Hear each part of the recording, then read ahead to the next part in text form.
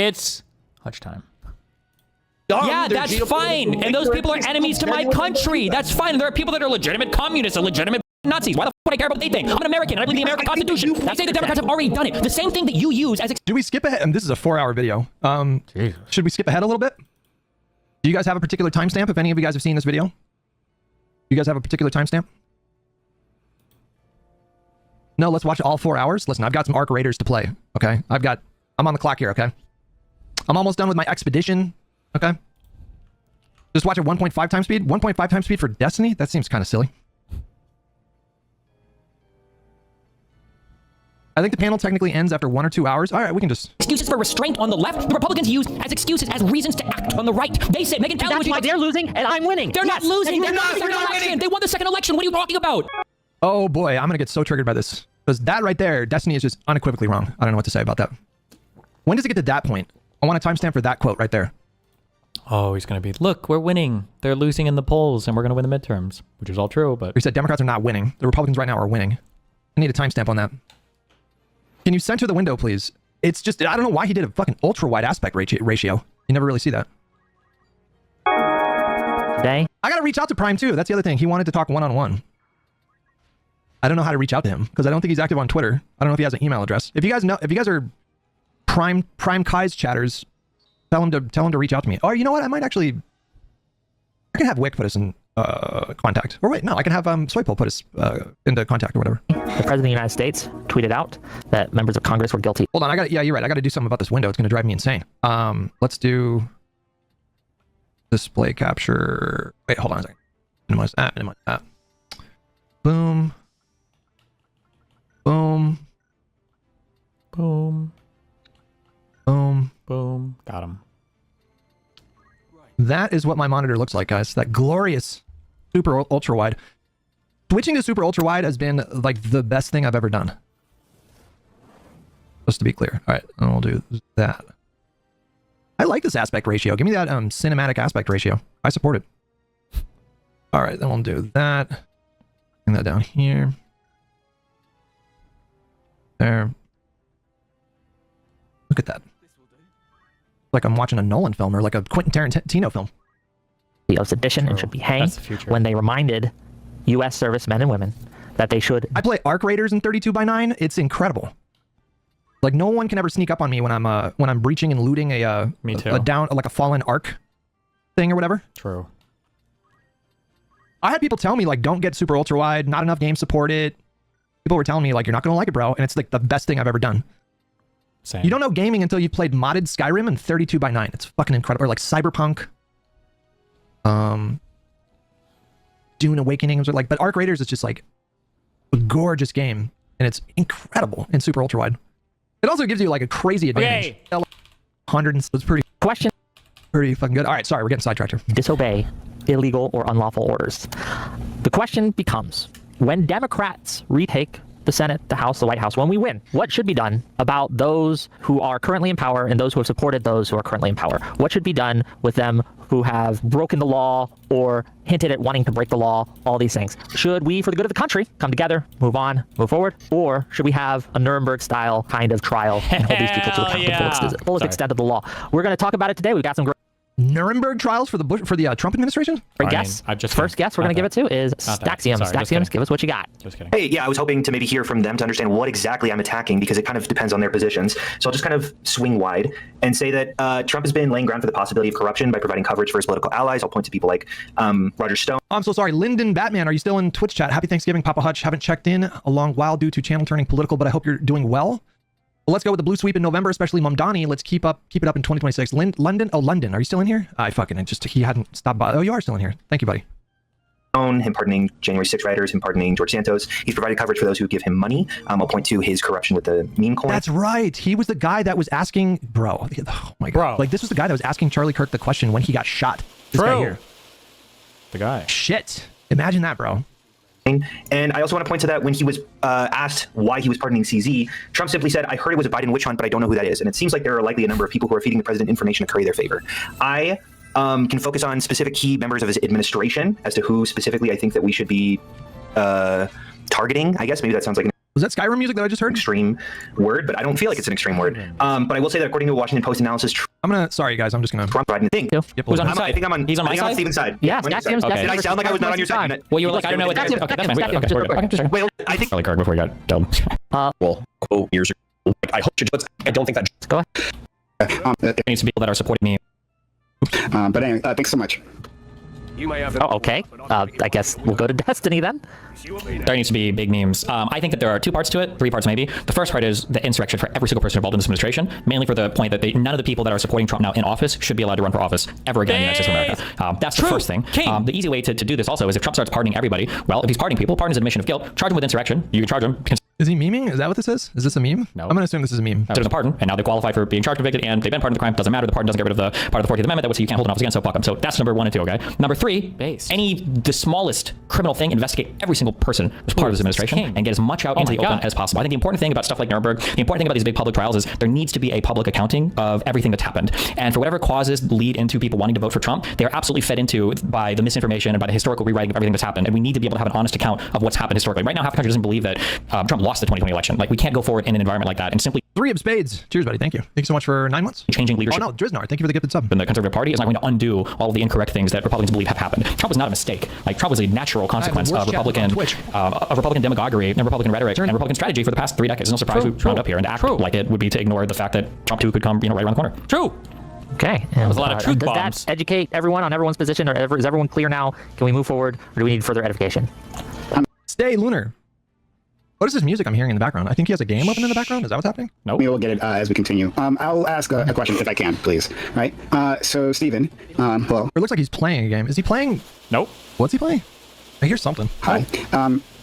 The last part of what you said talked about revealing the truth, right? Like correcting the record. And I'm certainly not against that. But like, it seems like you're specifically trying to correct the record for the Trump cult. Do you believe that? Can I be a little nitpicky? Uh-oh. It's a bit superficial. Uh-oh. I think it's a little. Now I don't know why he does it, but like I think it's a little rude to play video games when you're having a conversation with somebody. That's my take on that. That's not a nitpick. That's a hot take. But I also don't understand how he does it. Like, I can't divide my attention in that kind of way. I could not have because you've heard these same arguments 40 trillion fucking times before. That's why. And they all loop, and it's all the same shit, okay? a detailed conversation about politics. I cannot have like a substantive debate about politics if I was playing a game at the same time.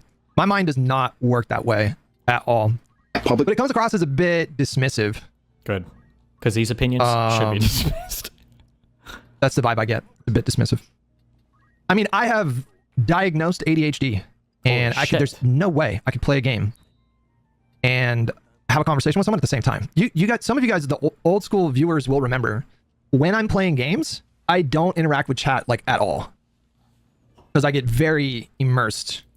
So if I'm playing Call of Duty, especially Warzone or whatever, I would not interact with chat very much because I can only, the things that I focus my attention on, I get really intensely focused, and it's just really difficult for me to fuck your mom. Got him. Multitask in that kind of way, especially if I'm having like a substantive political debate. The trials will actually do that. Yeah, I think if the information is out there, I think it becomes much harder to ignore what's actually happened. Yeah, I think it helps. Information's out there now. Right? Not like in an easily accessible way. It's like buried behind PDFs and buried behind commissions and buried behind stuff that, one, it didn't get the full public attention that it deserves, and then two, the people who denied all that information were rewarded by still being able to run for office and hold office. I think that if you do this mass like insurrection charge or whatever you have to do to get all these people to never be allowed to run for again, then there will be, going forward, probably more of an incentive to be like, well, fuck, maybe we shouldn't just lie blatantly about everything that's happening because there are going to be political consequences for us down the road. True. I can agree with the last part, but I disagree with the first part. The information's absolutely out there. Like, did Trump's, was a 2020 election stolen? No, right? Documentaries galore, videos out there, right? Like news segments about. All of that exists, right? Articles. Wait, is Destiny on 100 milligrams? No, he doesn't even take Adderall, right? He takes Vyvanse, right? What I'm on is the 40 milligrams of pausing? Vyvanse. I have a pretty, he takes 70 milligrams. 60. My body is adjusted to, like, I don't really feel like it's a lot more subtle now. I have a little, my body has a tolerance. The first week of taking Vyvanse, I felt zooted, my friends. Zooted. And it was a little conflicting for me being a drug addict in recovery. Jesus. Because I liked it. I was like, wait a second, this is not good. There was a little bit of euphoria, but thankfully that only lasted like 4 or 5 days. And now I'm not like chasing a euphoria or anything like that, but it was a little conflicting for me for sure. There's no ink spilled. Yet it persists. So I don't. I disagree. At least for now, I can be convinced otherwise. But I disagree that simply having some grand trial where the heroes of MAGA are put before a tribunal. Did you get panic attacks? The first. Do you not I use didn't these get, I haven't had a flails? panic. Sorry, I'm getting a little sidetracked. Yeah, a little bit. I I've think only flails had are worthless in this game. You should just use a daggers, panic huh? attack? Oh my god. The damage variance is Maybe insane. 4 or 5 times. Okay, 4 or 5 times. And I never had a panic attack until it was after I was grieving. I lost a loved one, and I got kind of stuck in that grief, and I was abusing substances. Not good. And so there was a lot of like repressed psychological stuff going on for me, because truthfully, you guys, I had always thought that panic attacks were kind of bullshit. Damn. Can I be honest with you? I thought they were kind of bullshit. That's crazy, chat. I was like, that seems like bullshit. Like it's all in your head. Oh, skills that use You're just being weapons. dramatic. When I heard people describe panic attacks, I had experienced intense anxiety before. I knew that experience. But when people described hyperventilating and feeling like actual panic, I had always thought that was just people being dramatic. True. And then I had one, and I was like, what is happening? Cringe. I had like a little miniature one. I was like, what was that all about? I thought there was something physically wrong with me. And then I had one that was, and I've told this story before, but like I had a panic attack that was, I was hyperventilating. I was having trouble breathing. I would take breaths in, but it felt like my body wasn't absorbing oxygen. And the craziest part about it, you guys, is my hands did this. Oh, My hands that's super curled up. crazy. Like both of my hands did that. And I'm looking at my hands. I'm like, am I having a stroke? Is this a heart attack? And it turns out that the reason that happens is because your blood is pumping. There's a physiological reason for it. It's like your blood is pumping so fast that your blood like leaves your extremities or something like that. And it was like the weirdest thing. And I was like, Esme, you got to take me to the ER. She's like, I don't think we should do that. Let me just call the hospital. And then I think the person that we called just did like a breathing exercise over the phone. I think Esme put the person on speakerphone. And I just, it was like controlled breathing. You take like 5 seconds, inhale, hold it, and then 7 seconds exhale or something like that. It's like 5-5-7, or there's like a 3-number block where it's the number of seconds you inhale, number of seconds you hold the breath, and the number of seconds you exhale. And that shit worked like right away. That's so crazy.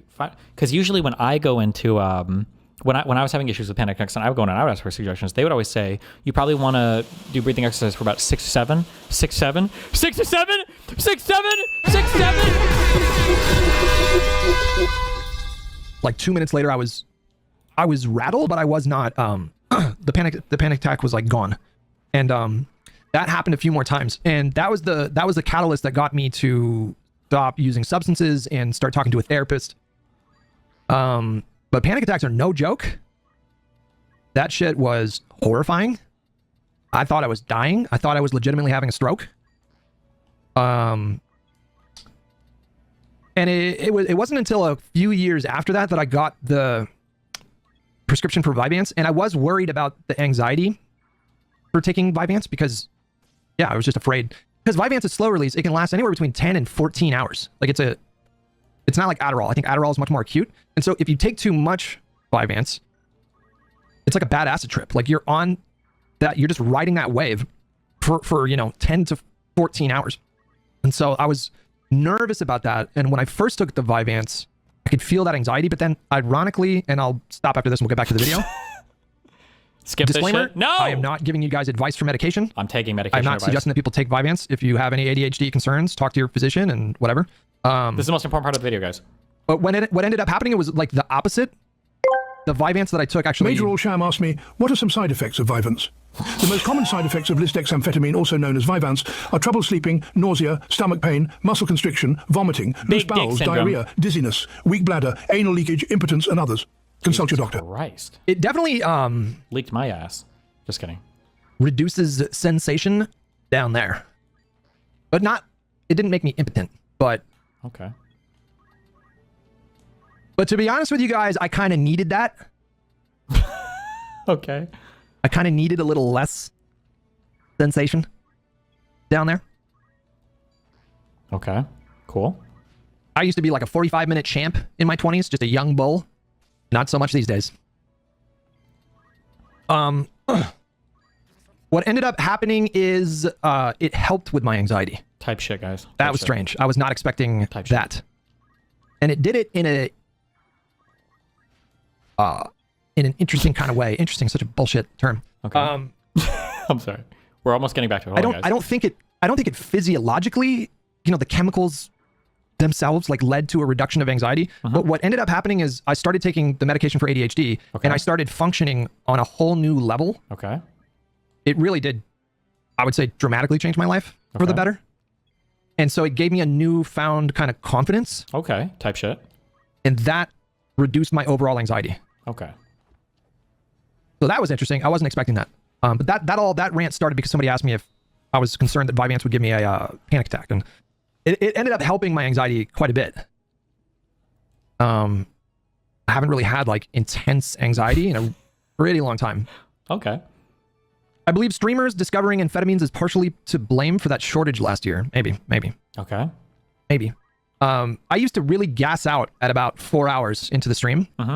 Just my battery was totally depleted. I felt very drained. And now it's more common for the streams to go 5, 5.5, 6, 7 hours. I was like a little sick this week, and so like he almost did it. I just didn't have a lot of energy. So the streams have been a little bit shorter, but yeah, I mean that's a pretty big difference for me for like my career.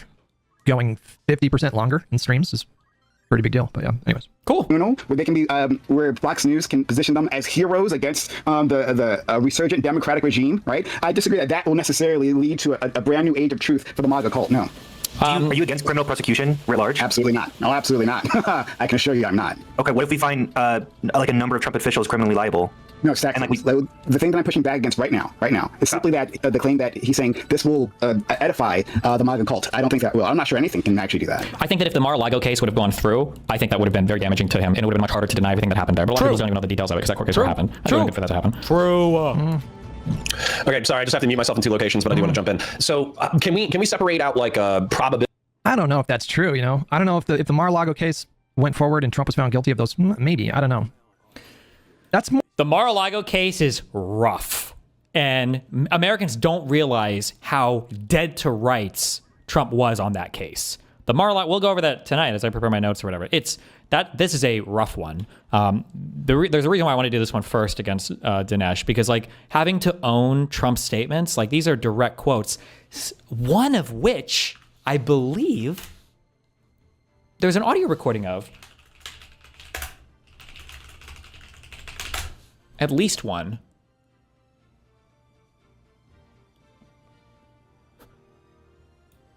CBS News has obtained an audio recording, which is part of the classified document. To complicate Trump's defense or perhaps pose serious trouble. He said he wanted to attack Iran and what? He said this was done by the military, given to me. Donald Trump describing a sensitive just play the document he appears to be holding in the presence of 2 people who have no national security clearance. Okay. He's talking about a secret plan drawn up by the Joint Chiefs Chairman Mark Milley and the Defense Department in regards to Iran. Let's see here. Let me go through my documents. Yeah. I just found, isn't that amazing? This totally wins my case, you know.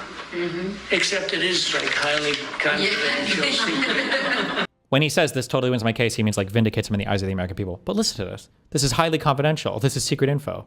But look at this. Yes, you know. Except it is like highly confidential secret. This is secret information. Look at this. The recording appears to contradict Trump's recent claim that he didn't have any documents with him. I didn't have a document per se. There was nothing to declassify. These were newspaper stories, magazine stories. The recording could prove to be key evidence in Special Counsel Jack Smith's indictment of the former president over alleged mishandling of classified documents. See, as president, I could have declassified. No, I can't, you know, but this is... The problem is that he has a quote for every single part of his potential defense, right? No, he psychically declassified it. He literally said he did not declassify it. He literally said it. I could have declassified it, but now I can't. Of classified documents. See, as president, I could have declassified. No, I can't, you know, but this is... A former Trump attorney says this recording poses a real problem for Trump's defense. One of the things he's been... I don't think, but like, people aren't aware to the extent of like how much evidence would have just fucking roasted him, but it never got out to the American people. Like, we don't even know about this. And I think a court case would have got more of that out. The problem, you know, before all of us roasted New York State for being the ones that were the quickest with their case. Like, God, why is it the New York case is the one that had to be the one that went through? But you know what? Props to New York State, because you know what? At least they fucking got something done. So props to them. And fuck me for being a doubter. That's more of like a process kind of crime. I guess it kind of reminds me of the first impeachment of Donald Trump, which did hurt those, maybe, I don't know. That's more of like a process kind of crime. I guess it kind of reminds me of the first impeachment of Donald Trump, which did hurt him, but not significantly. Wait, also, this is another thing. I'm sorry. I kind of leaned into this, but I'm going to be leaning into this more and more, okay? Process and procedure is morality. It is substance. The two are inextricable from one another. You cannot say that this is just a process or procedure thing and it wasn't really like an actual bad thing. He just betrayed a process. These processes exist for the purposes of protecting the substance of the thing. When you no longer follow the process, the substance becomes corrupted, right? Stuff is classified for a reason. Generally, I don't know if it's just TSSCI, but generally because if it got out publicly in the wrong way, it could represent a severe harm to the United States. I don't remember if it's different levels of harm for different levels of classification or how wide it impacts, but like stuff is classified for a reason. And when you're violating that classification process or procedure by taking this information out publicly, one, we're not operating like it's publicly available, so who knows who's getting burned, whose identities are getting revealed, and who knows how that information can be used as leverage against us or against other officials to do bad things, right? Like it's important. It didn't mortally wound him, but I think if he wasn't impeached the first time, I don't know if he would have lost in 2020. So I think it was very consequential, but it was hard to get people to care about the phone call with Zelensky because there's just a lot of moving parts to that. Like the January 6th impeachment, that's a bit different, but I don't know if he would have been prosecuted. I don't know if he would have been convicted. Like I agree, the Zelensky thing is hard. The J6 thing is kind of hard. But I feel like the classified documents, it's comical how evil. And even for the obstruction charges, like Dinesh D'Souza, like, oh, there's no obstruction. That was just about classified documents. What's the obstruction? Like Trump was on the phone telling his lawyer, telling Nauta, like, hey, I need you to move. Fuck. Was there video footage of this that was publicly seen? The Washington Post is reporting that a Trump employee told agents about being Post. The Post reports the employee told federal investigators that after Donald Trump received a subpoena for government documents back in May, the former president specifically requested the documents be moved. According to the Post, security camera footage from Mar-a-Lago obtained by the FBI corroborated the employee's description of events.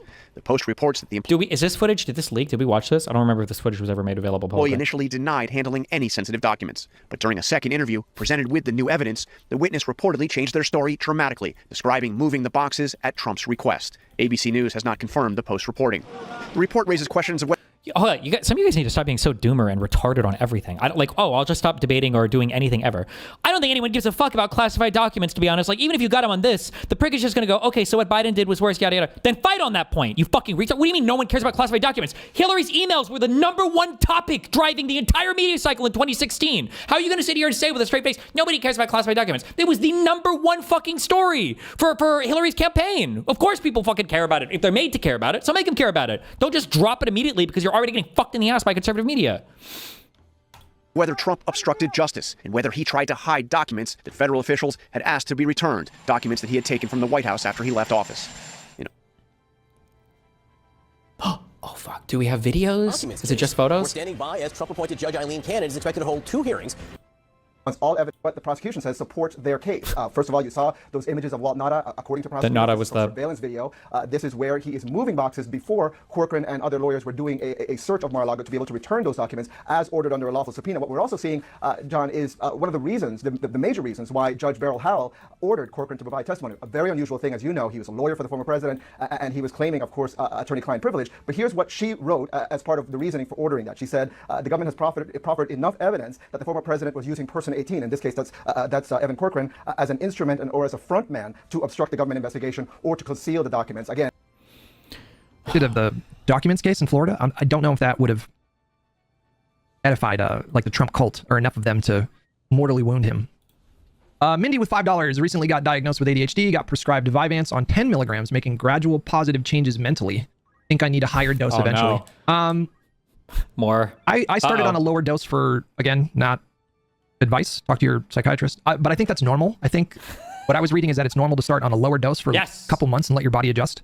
Couple months. Sakurba says, just start taking more. Don't do that. How about for Christ's sakes. Jesus Christ. I'm almost tempted to time you out for that. Ooh. Probability versus should real quick. So probability, if we got to put it on a probabilistic scale of like 0 to 100, what Staxiums and Destiny, what do you think the probabilistic scale is that this, like there's even the political will for this? Oh, probably quite low, I would say, unfortunately. Yeah, no, I would tend to agree. Okay, so what we're really talking about is like moral should, where we're just this is an ideal. Well, ideally, I would fire Trump from a trebuchet into the Atlantic Ocean. Okay, ideally, that's what I would do. You're not going to find anybody sweeping for the Trump admin on this side of the aisle. I think what we're talking about is now that we've eliminated that as I am not legally permitted or morally permitted to fire Trump out of a trebuchet into the Atlantic Ocean. Now we can kind of move into like what's politically pragmatic about the situation. And when how do you all get yourselves to have the motivation to go to the doctor? I have to fight myself just to get a checkup. It's usually Esme that reminds me. King. That's the interesting part of, that's just a really fascinating part about men is that they tend to live longer when they have wives because, and it's literally because their wives like force them to go to the doctor. True. When you appeal to pragmatism, I actually don't think that the Nuremberg-style trials would be helpful at all. I think you would be creating a cult of personality. I think you'd be creating a persecution complex, especially without criminal convictions, especially without the mass insurgency thing. You can do the January 6th style committee where you document all of the alleged crimes and probable crimes of the Trump administration, but without convictions and without prohibitions from office. I think this is a waste of political capital. And I think that what's going on, like I said, is that there are 4 sociological variables that. Speaking of Trump, the Georgia case is officially dead, you guys. Oof, that was yesterday. Breaking news as of a couple hours ago. This is CNN Breaking News. What? Oh, that's okay. We are following breaking news just into CNN. A Georgia prosecutor officially dropped the historic racketeering case against President Trump and others for attempting to overturn the 2020 president. That's blackpilling. I mean, we knew that was going to happen. I don't know if anybody expected that to carry through after he was elected the second time, but the fact that he just got away with that, that's bad enough on its own, but the fact that he got away with that because he was reelected is a truly blackpilling moment. Maybe I'll end up agreeing with Destiny. Yep, because that's part of my argument. They won the election. That fucking not good. Sucks. Cannot believe that guy just got away with it. No. Wait, hold on. Did I? Not good. Stop watching that too quickly? Is there a further explanation there? Good morning, Pam. Yeah, this new filing in from the prosecutor who had taken the place to look into the Fulton County investigation of Donald Trump and others has filed a motion with the court saying that they are not going to move forward with the case. They're dropping the charges. What he filed was known as a null pros, and that means that in theory, because if the statute of limitations hasn't run out, a case could be refiled. But he attached to his filing about a 20-page statement explaining his rationales for why he did not think that they should move forward with this case. You'll remember this was the case that began with Donald Trump making the call to the Georgia Secretary of State, Brad Raffensperger, urging him to find the votes. And then District Attorney Fani Willis brought this historic investigation and filed those racketeering charges against Donald Trump and dozens of others for interfering with the 2020 election. She was then disqualified from the case because of an undisclosed romantic relationship with another prosecutor, and that is how this case now fell into the hands earlier this month of a prosecutor. God, do you guys remember that? Was the prosecutor even involved in the case? I don't even know. I should have looked into that more because I should just never believe anything conservatives say ever. You guys remember that? They had televised proceedings about that. Yep. It's a big and deal. Remember she got on the stand and she was super like defiant and oh God. Who was assigned the job of trying to find what a shit show that was. My God. Someone to take on this case. He said that he couldn't because there were too many conflicts and he took it on himself. Now we're seeing the results of that, and that is that he is saying that they are not going to move forward with this case. And he summarized it in part by saying that he made this decision by examining the case file, examining what the jury had been presented, and also considerations of the law. He says that contesting an election is not unlawful, but and that is part of the reasons for why he decided not to move forward with the charges at this point. But again, this is a null pros filing, meaning that they are dropping the case right now. In theory, it could be revived if the statute of limitations doesn't run out. But of course, Donald Trump is still in office for another 3 years. Pam, this is the last of the criminal prosecutions that have been hanging over.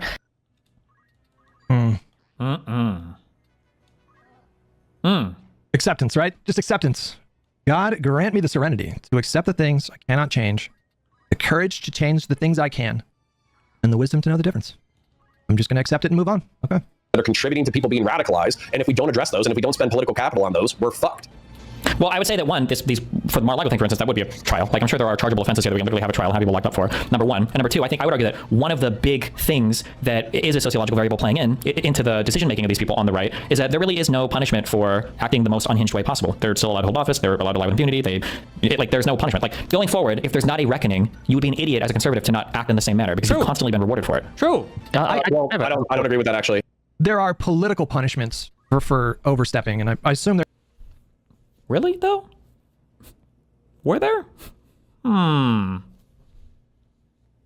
going to get into that angle at some point in this debate, but we can already see the political consequences of Trump's insane second term with the elections that we just had. Was it 3 weeks ago or 2 weeks ago? Whenever that was. So I think that what's happened, at least this is my view on it, the Trump cult has painted itself into a corner where they've put all of their hopes and energy and political capital into a single man, a very flawed man, someone who at minimum within the next 6 months is going to be probably exposed as either covering for an ephebophilic sex trafficking ring or participated in an ephebophilic sex trafficking ring. Those are like covered for is the best case scenario. Steve Bannon was communicating with Mr. I think that's what Connor's getting into here. Byron with $5. Would you consider doing a video on your opinion of populism? The pros and cons, and overall, is populism a good thing? I don't know if I'm qualified to do that, but I can recommend you a really great video by, was it Hank Green? Hank! Put out a video on populism. This was a year ago? Time is flying, you guys. Of imperfect. And maybe we should watch this on the stream one of these days. We might have already watched it, but this is I'm going to link it in the chat. It's a fantastic video on populism. So Byron, if you're still in the YouTube chat, I just linked it down there. It's a 30-minute video, 33-minute video on populism. Overall, I would just say just like populism is just bad. It's just bad. Wow. Pretty bad, pretty not great.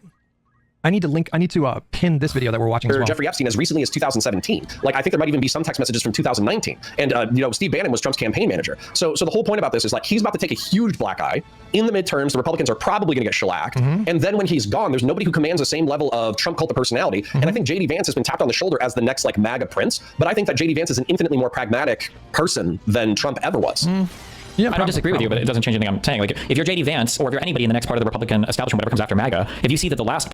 I'm 5 minutes behind, and speaking of acid, I'm debating taking a couple tabs tonight. Ooh, just remember, friends, set and setting. Tell us about set and setting. Acid next. If the set is not great, don't pull the trigger. If the setting is not great, don't pull the trigger. Oh my God, drug! This is my favorite stream. Respect drug acid. Talk. You need to respect acid. That is not a drug to just casually do. Okay, take it from me. Okay, respect it. If you don't respect it,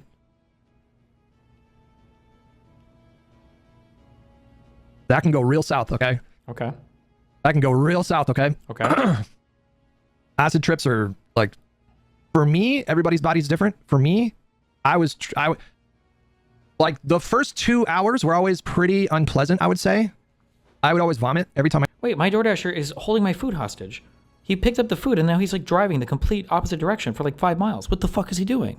He's making a run for it. The fuck? Where's he going? He's still driving away. What? I took acid, I vomited the first like couple of hours, and then you go into the fucking stratosphere from like hour 2 to hour 9. I'm gonna say is like that's when I would just peak, and then it was like and I always felt like the come down was always so pleasant. I would usually smoke some weed. You didn't pay for priority? I always pay for priority. Fuck you. But wait, maybe they if dropped you're off not in a if the set and setting is not right, you could have a bad trip, and bad trips are not fun because you're just on that. You are riding that dragon for like 7 hours, which when you're tripping can feel like 50 hours. I'm getting tripped. So if you feel, if you think you're literally in hell, and that lasts for a perceived 50 hours, not fun. Not fun. Just saying. Part of the establishment got completely screwed by acting in just a blatantly illegal manner, then you have less incentive to do so. But if you see they got away with so much stuff, then that's all going to be in your playbook. Like, okay, well, what rules can I break or bend? But I don't think he has the riz. I don't think he has the riz. Vance doesn't, but Trump did. Nobody knew that Trump was even coming. Who's to say there's not going to be somebody like Trump in the future? I mean, the argument right there is whether or not the dissident right wing or the Christian nationalists are going to produce a Trump-like figure who's charismatic to win in mainstream politics. I mean, that's what Nick Fuentes is hoping on, actually. Sure, but if somebody produces that figure, they're more likely to, ascend to the throne and operate in an unhinged manner if they feel like there's no punishment for doing so. I have to say right away, I disagree with Destiny's premise here. What did I say seems that's to be disagreeable? motivated by a desire to control the outcomes in ways that I don't think are realistic in practice. What? I think that Destiny, when it comes to MAGA and Trump, struggles a little bit when it comes to the acceptance phase.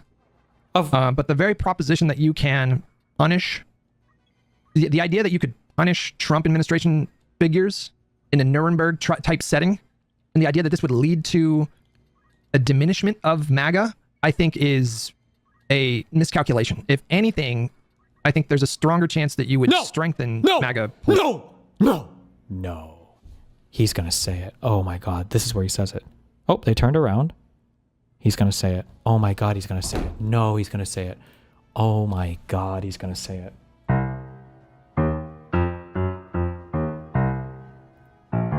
He's going to say it. He's going to say it. He's going to say it. Miscalculation. If anything, I think there's a stronger chance that you would strengthen MAGA politically.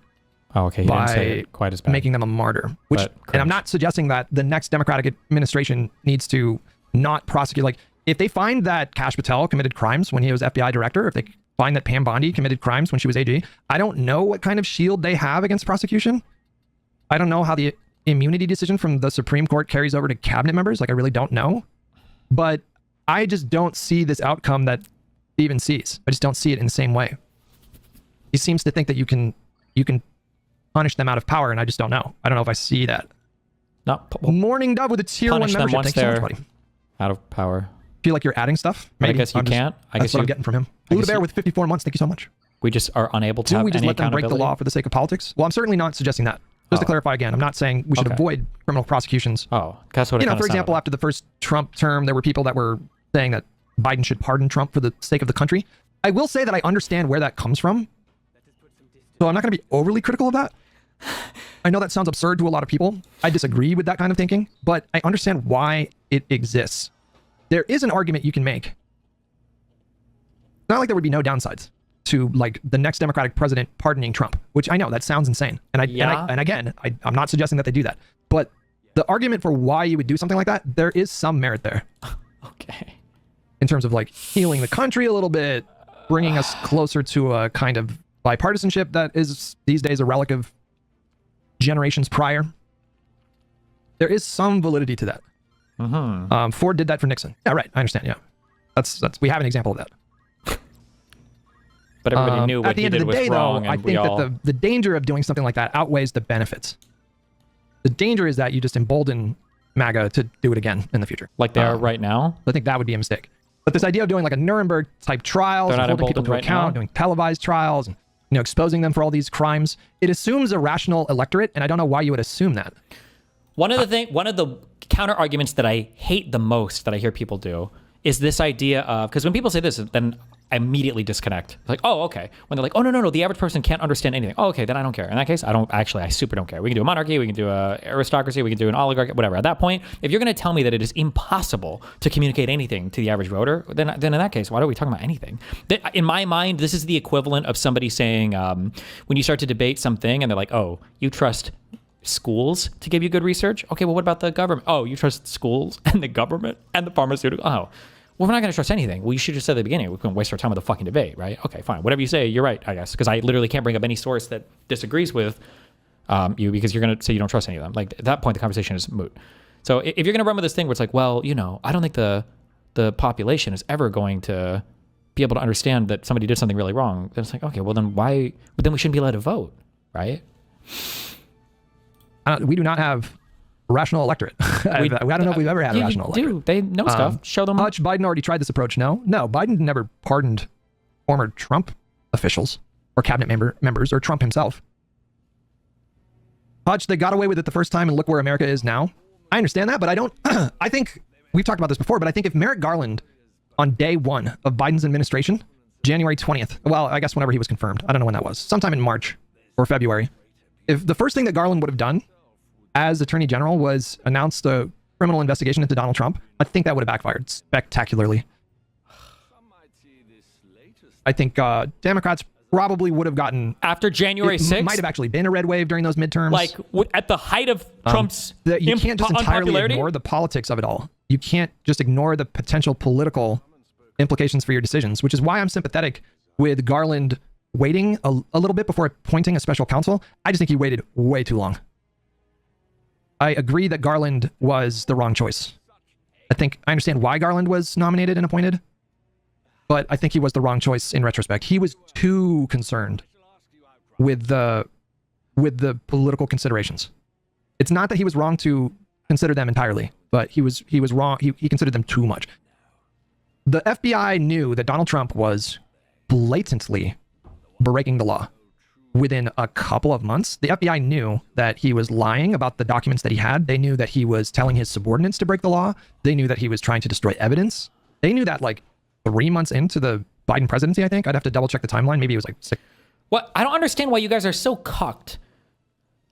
Destiny, haven't watched recent debates. Why do you think Nuremberg for the Republicans is needed? I agree, by the way. Is it for a return to normalcy? Because I agree with Hutch that the MAGA base will be inflamed from it. They're already maximally inflamed from nothing. They're just always inflamed. Why would you let your actions be dictated by the delusions of the other side? Like, do we not believe in any right or wrong? Have you guys become ultimately relativistic and everything is just politics based? Every single possible thing you do? Like, there can be right or wrong things. The way that the Republicans have conducted themselves is wrong. There's a moral wrong. There are legal failings. There are legal wrongs. There are constitutional wrongs, right? So, but the idea that like we can't do anything about any of these things could maybe make some people a tip of mad. The Republicans never think about this. When was the last time the Republican was like, well, man, if Trump says or does this thing, it might really piss off a lot of Democrats. They never have this consideration.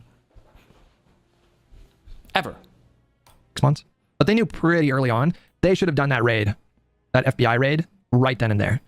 But they were so concerned with the appearance of political motivation that they held off for, I think, was it over a year before the FBI raid happened? They waited way too long. Perthamson, sorry. Is what you're saying that either way we go, Dems will lose? 1, we do a Nuremberg trial. We risk that MAGA will get worse. So 2, we shouldn't do anything. Doing nothing means that there's no risk for maggots to try it again. So I'm not saying you should do nothing again. Oh, what are we saying we should do? It seems like sometimes people have a difficult time. There's like 2 extreme ends of the extreme ends of the spectrum here. On this extreme end, you actually go out of your way to not punish Trump and the Trump administration for possible crimes that they're doing because of the political consideration and out of a desire to like heal the nation. That's on this extreme end. And then the other extreme end is like Nuremberg 2.0. And you just, the next Democratic administration, they hit the ground running and they just boom, boom, boom, boom, boom. There is a spectrum of choice in between these 2 extremes. I think you do it, but you know, I don't know about Nuremberg trials, but like hold people accountable for any kind of criminal misconduct. But, you know, you do need to be somewhat considerate. You definitely don't want to take any actions that would make them a martyr or make them sympathetic. But your most brain rot take is that the country isn't just a whole new thing now with a lot of damage. I don't quite understand what you mean by that. Pigos, sounds like you're looking for the balance of like accountability within the existing rails of justice against unprecedented times and actions from MAGA. Well, I don't know about you, but the MAGA movement frightens me in terms of what they could become in the future.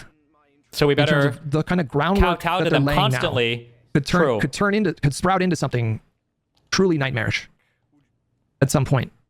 And so it's a pretty simple calculation. Whatever you do, you don't want to make any kind of decision that would potentially strengthen them. And that consideration requires a kind of thoughtfulness. I think you need to be extremely calculated with how you do something like that. And I think there is a way to hold people accountable without making them a martyr. Like, what the fuck is the point of the criminal justice system if it isn't used on the most abhorrent crimes? So just to be clear again, I agree. So does Hutch think letting them go will not strengthen them? Okay, guys, I'm getting a little frustrated here. Uh-oh. Come on, what are we doing? I've said it like 3 times. Uh-oh. That I'm not saying don't do anything. What are we saying to do, though? 3 times. Do I keep missing this?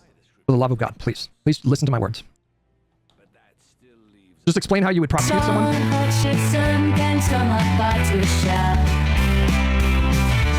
Please give an example of what can be done. So I actually think that the way that Garland did it was correct, but he did it the wrong way. So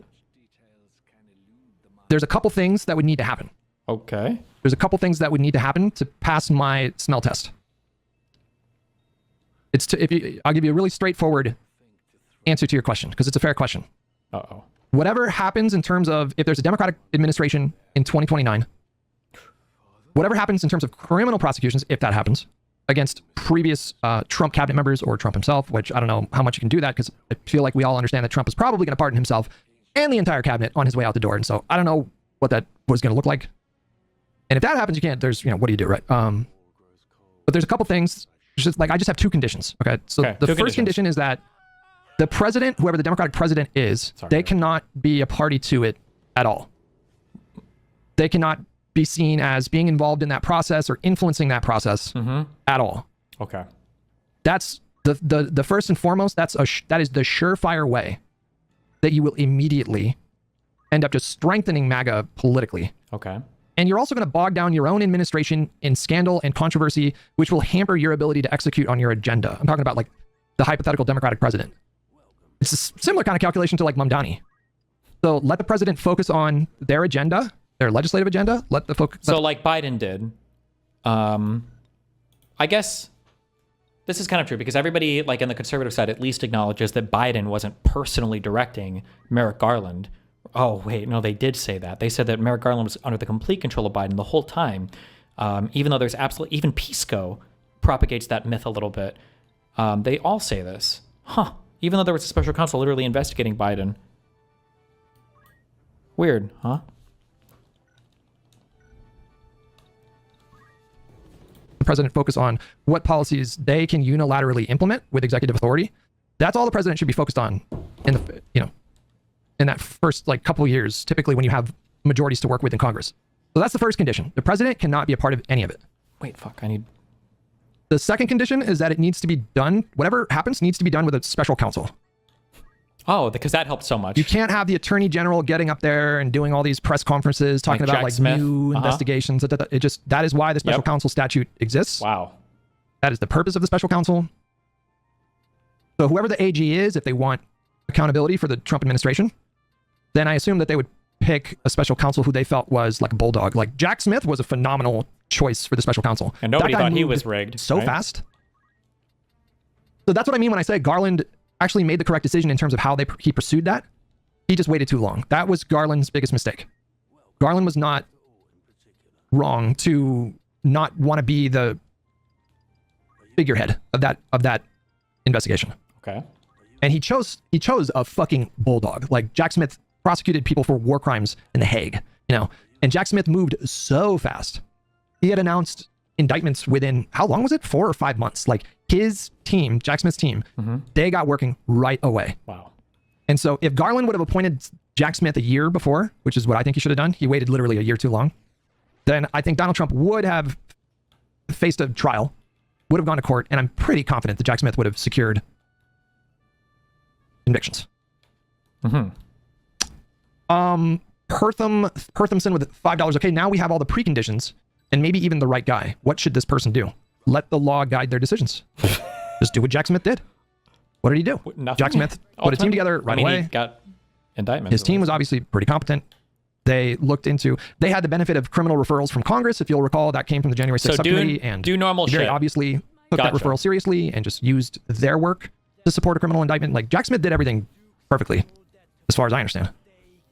But he only had a limited amount of time to work with. And Warhammer with $5. Mussolini rose to power precisely because toothless liberal establishment refused to indict him for his crimes. I would rather risk the firm hand. You can be firm. Like what I'm saying is firm, I'm not saying don't be firm. Black-pilled Kiwi with 5 New Zealand. You sound like you just want less political consideration, not none. That's pretty weak in the current era. I can hear the West Wing theme playing. West Wing? No, I think the West Wing, it would have been like West Wing style politics to just pardon Trump, I think. Perthumson with $2. So what we do? I think I answered your question. Hopefully I answered your question. All right, let's get back to it. Well, I agree, but then, okay, so right now, let's talk about it from a process of function, okay? So we have a process of function where effectively what you're saying is we could still do, if they did mass pardons of the Trump admin, what would you charge Marco Rubio for as the person who was running the Department of State under Trump too? I think if they... Historically, a pardon has been seen as an admission of guilt is part of it. So if they are pre-pardoned, then I would just formally just charge them all with insurrection and then say that they're pardoned from it. And then at the very least, that bars all of them from running for any public office again. But what's your evidence? Because as far as I know, Marco Rubio wasn't involved in the fake elector scheme or January 6, 2021. So he's a part of it. He supports the current administration. Participated in insurrection. He participates in the current administration, and he's more or less a support. He's a cabinet member. No. Sorry, no. What is this? He's memeing, right? This is a meme. He's mad. I think this is a meme. How far does that go down? So to every single elected person in the Republican Party right now. Based. Except for the Never Trumpers. Every single person in the Republican Party right now, except for like the Never Trumpers. So like your Masseys, I guess, maybe your Rand Pauls. Yeah, that's obviously political suicide, wasting political capital. It's effectively a meme position. It's not even a real position.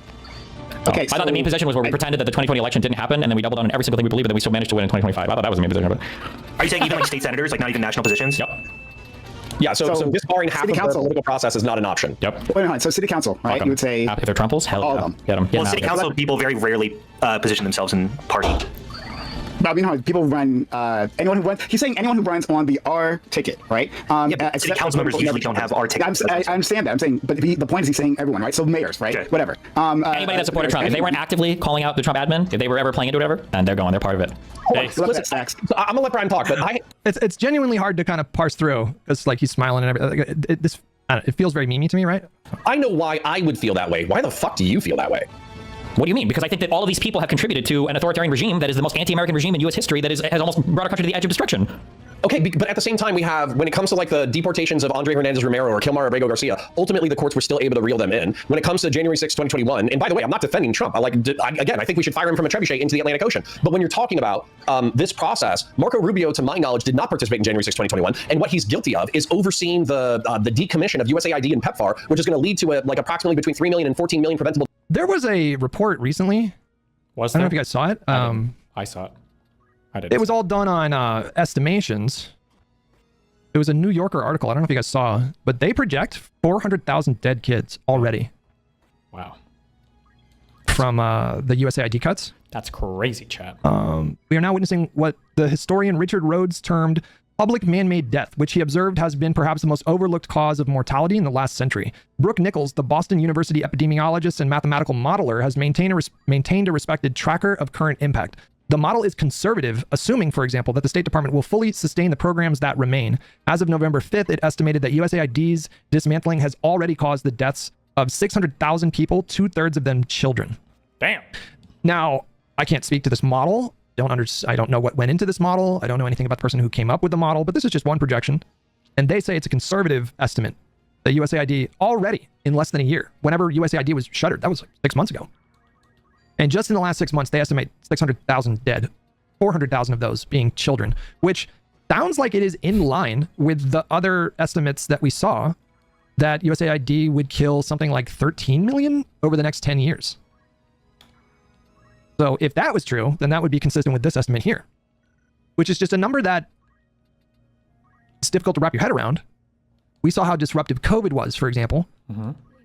It affected like all of our lives in really profound ways. There were mitigation efforts that were made, people locked down, and if this is true, hundreds of thousands of people are dying because we shuttered USAID. There's a remarkable lack of commentary about that. Like very few people are talking about USAID cuts and the real world impacts of those cuts. But as hundreds of thousands of people are just needlessly dying. Pretty insane. Tito said that with $5, you're saying we should prosecute, but we can't give them ammo or make them martyrs. But that's going to happen anyways, regardless of how you do it. True. I totally disagree that the way that you pursue justice, like the idea that doesn't matter, I just reject that. I just outright reject that claim. Of course it matters. Of course it matters. Okay. Do you guys even have a problem with what I'm saying? Do you disagree that the president should be hands-off, whoever the Democratic president should be? And do you disagree that it should be done with a special counsel? I don't think anybody disagrees with either of those things, but that's not relevant. Well, so you can do all this with a special counsel if you want. I don't give a fuck. Bald Green Lantern. Yes, this instance is unprecedented. Bald. Imagine if that just spectacularly backfired. Okay, imagine. Can you imagine that? Can you steel man my... Can you follow my train of thought at all, or do you just reject it? Do you reject the idea that you could the whole thing could blow up? You could make MAGA a martyr movement. Could I not argue that literally already happened? The thing that spectacularly backfired was not being more aggressive, and that's why Trump won a second term. Could I not say that? Like, hello? Didn't we already backfire doing your plan? Or...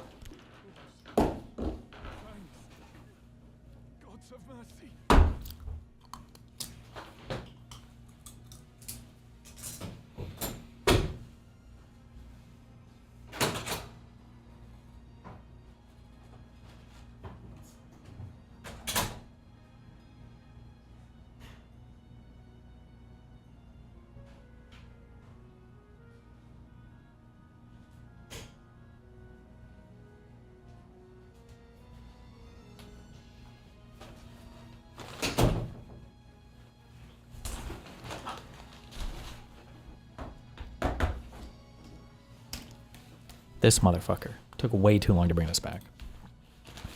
And this could stifle the president's agenda. Now the president is that's going to just take over everything.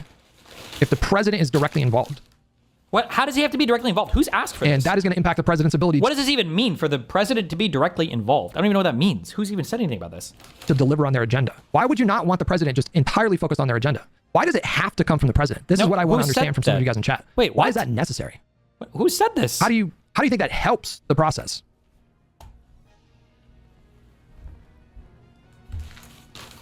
The next presidential agenda, uphold the law. Do you think that the next Democratic president, do you think that the next Democratic nominee should run on upholding the law, or do you think they should run on affordability? Why don't we all take a lesson from Zoran Mamdani on this one? Herthamson with $5. I agree with your process statements. I'm sad that you can't specify one or... Didn't Zoran Mamdani... One, he's the mayor of New York, so he has no authority here to arrest Trump. Didn't he literally say he would arrest Netanyahu, which is totally outside the purview of anything? Why is that the example? What? Two people that should be prosecuted. Well, I'm not really... Yes. Oh, yeah.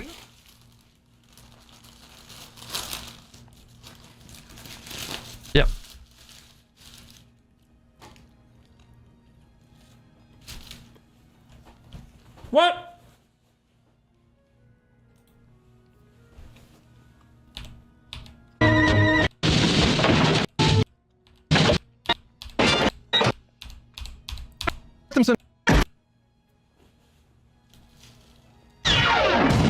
Oh, God.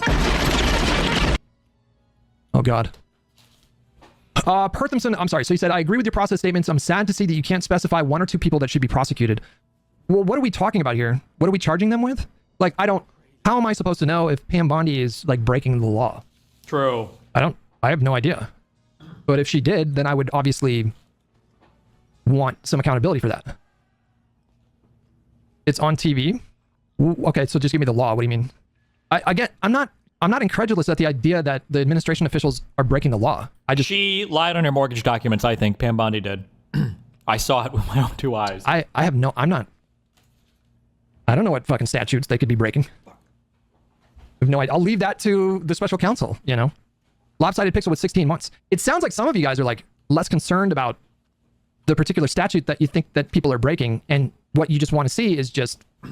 Yes. You just want to see these people punished, just generally for... Hell yeah. Hell yeah. Being Trump lackeys or whatever. Hell yeah. But that is not how we do things in America. Just to be clear, we do have laws on the books. That's how they do things. Perkinson with $5. Okay, wow. Do you watch the news? Okay, hang on. You don't... Why are you getting testy? What is the issue here?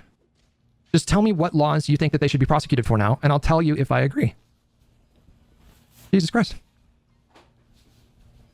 I also don't know how much of a shield administration members get being a part of the executive branch. My understanding is that they're shielded from a lot of accountability. I'll leave it to the legal minds to hash out what laws are being broken. I'm not qualified, quite frankly, to opine on, oh, well, obviously this is a violation of, federal code, blah, blah, blah, blah, blah. We the people with $5. USAID overthrows governments. It's fundamentally an existential threat to any administration. Look up Mike Pence. USAID overthrows governments? What? Tanky spotted. Gotta love Corn with the tier 2 membership. Thank you so much, buddy. Bad Company with $5. Did Wick reach out to you for this panel? Seems like he would have been perfect for it. He did reach out to me about something, and I never got back to him because I was a little sick that week.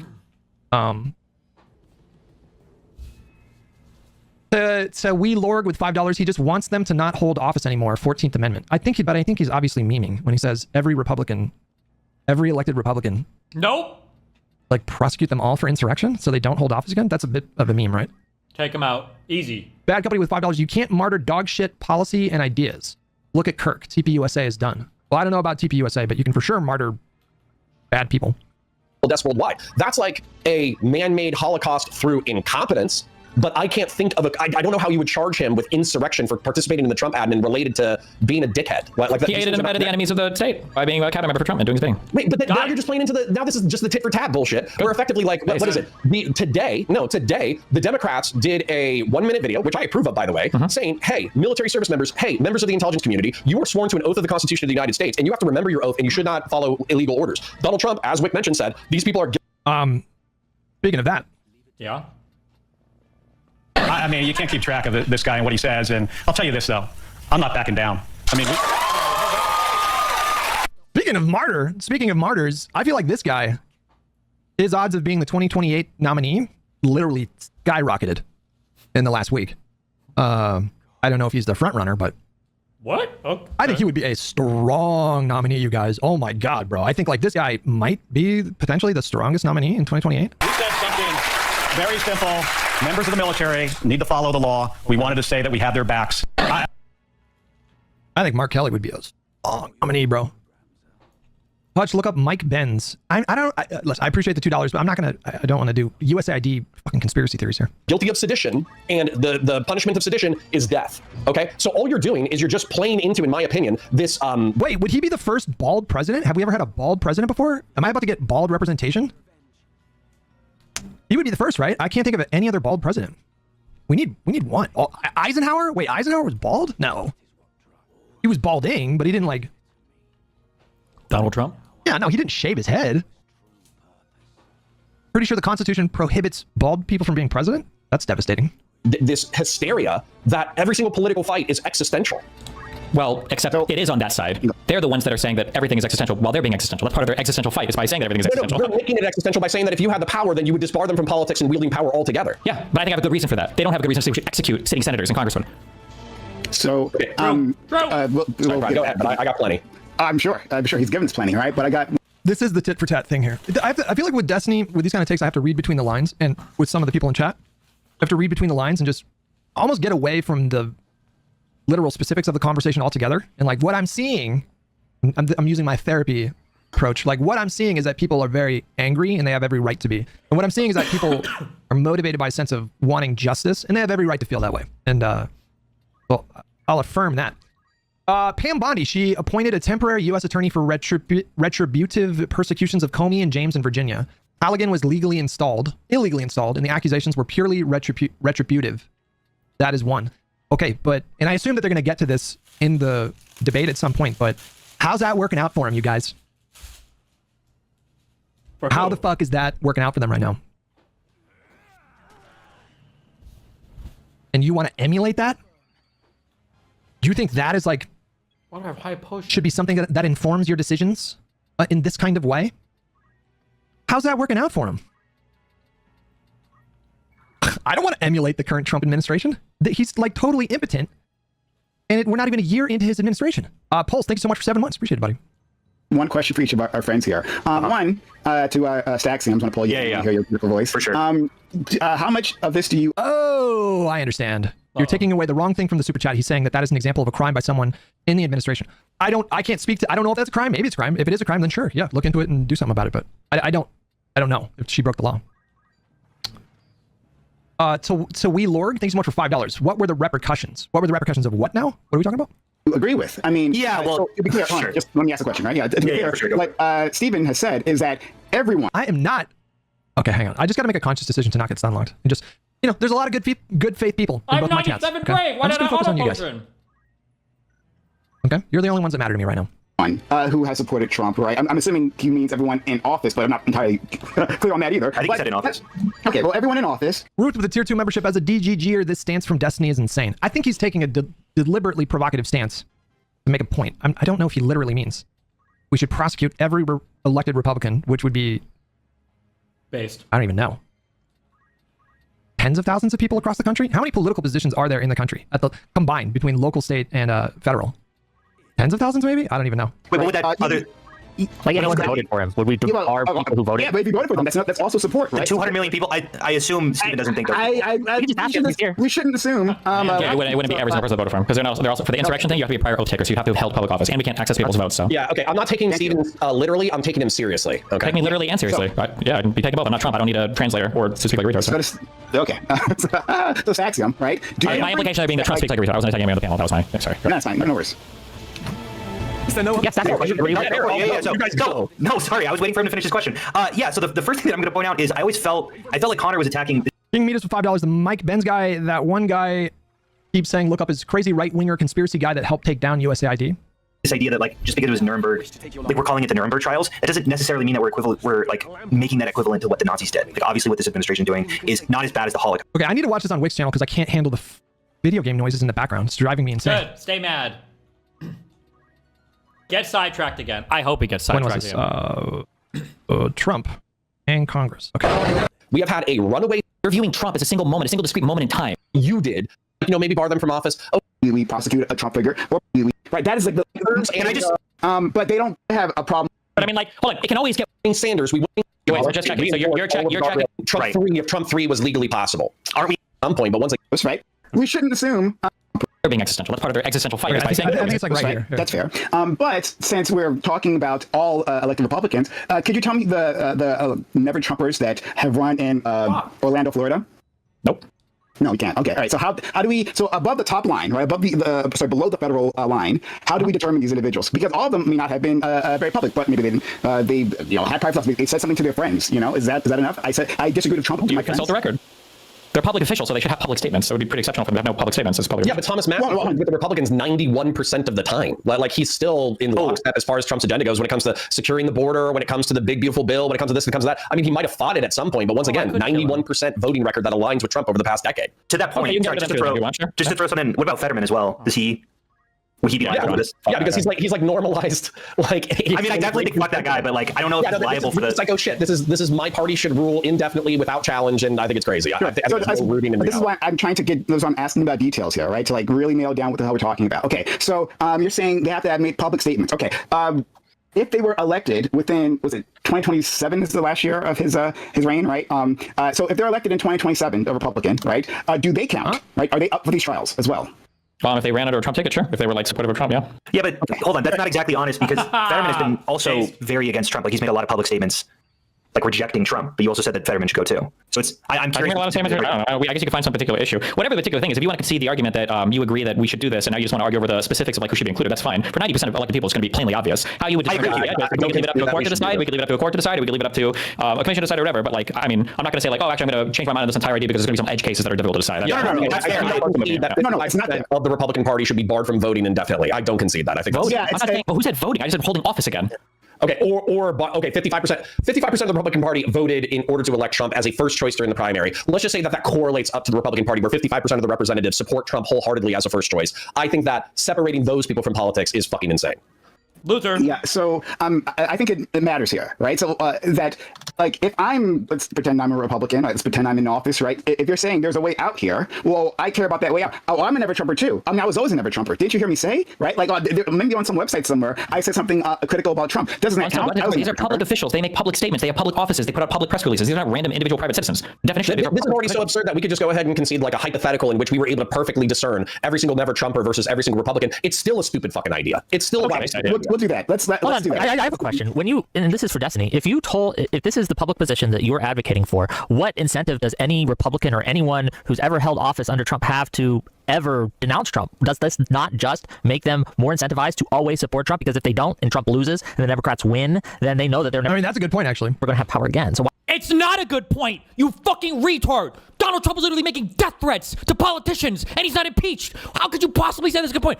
He's like, this is every single thing in politics. It's not the 12-year-old meme. It's the Hitler mask meme. Link it. I'm not pausing it. Sorry, I didn't mean to call Hutch stupid. I'm just kidding. I love Hutch. Link me the Hitler mask.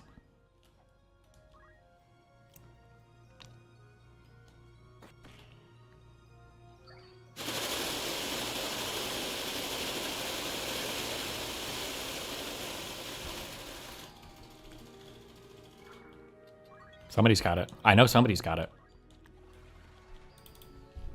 Thank you.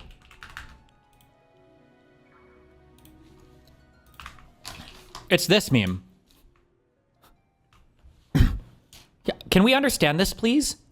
This idea of like, guys, you don't understand. If we get mean, they're going to go full sicko mode on us. They're going to become completely and totally unhinged, guys.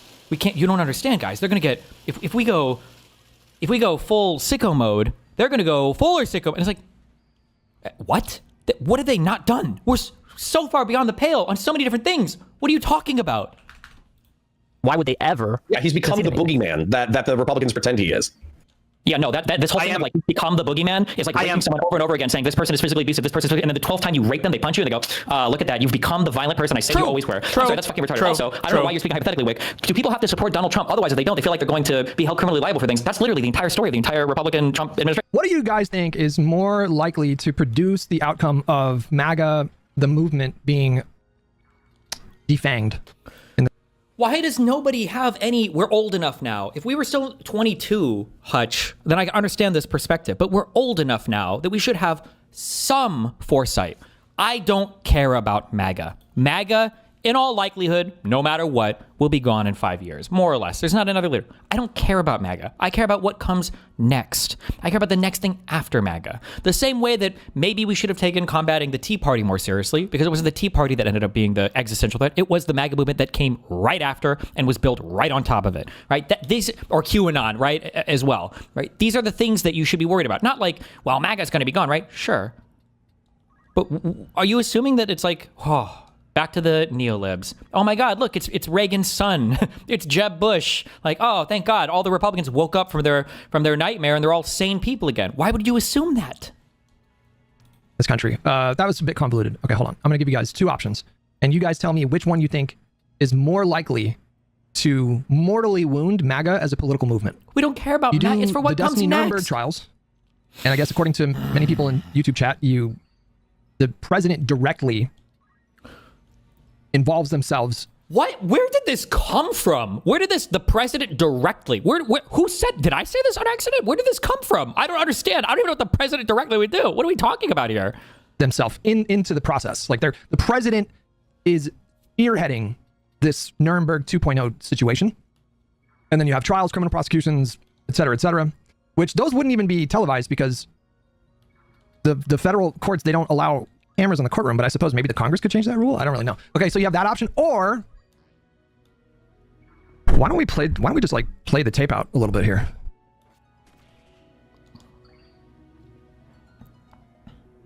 I think the path that MAGA is currently on is leading south.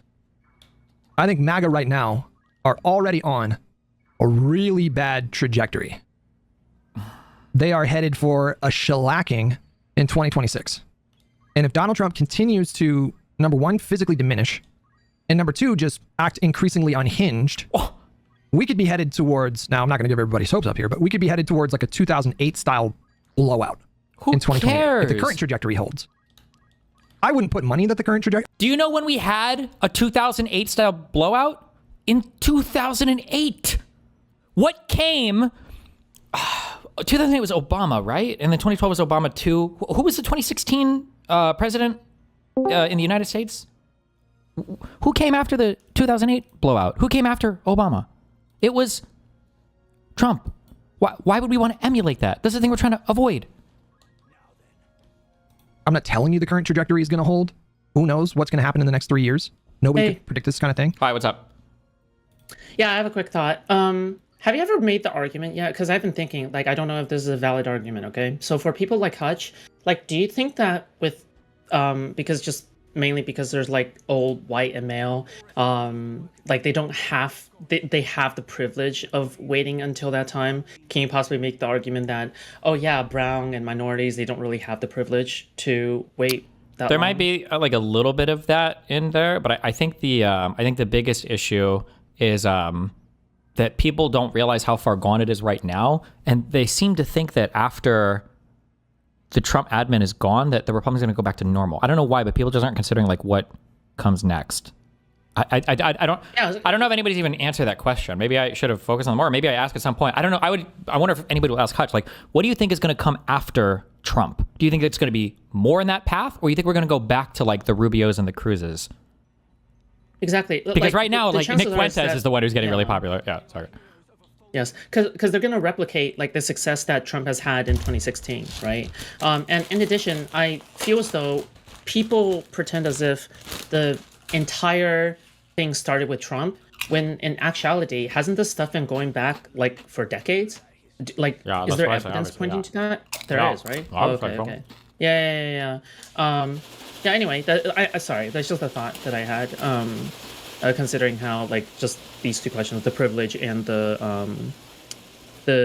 downward spiral of the Republicans for decades now, calling Democrats communists and such. Like, it's not like we were calling Republicans fascists and Nazis for decades, right, since the 80s. But then they've certainly been calling the Democrats the commies, right? Yeah. Yeah. So I don't know. Like, that's it. True. Yeah. Okay, that's about it. Okay. Have a good segment. Bye. But they're already suffering kind of like a slow political death right now. We're all witnessing it.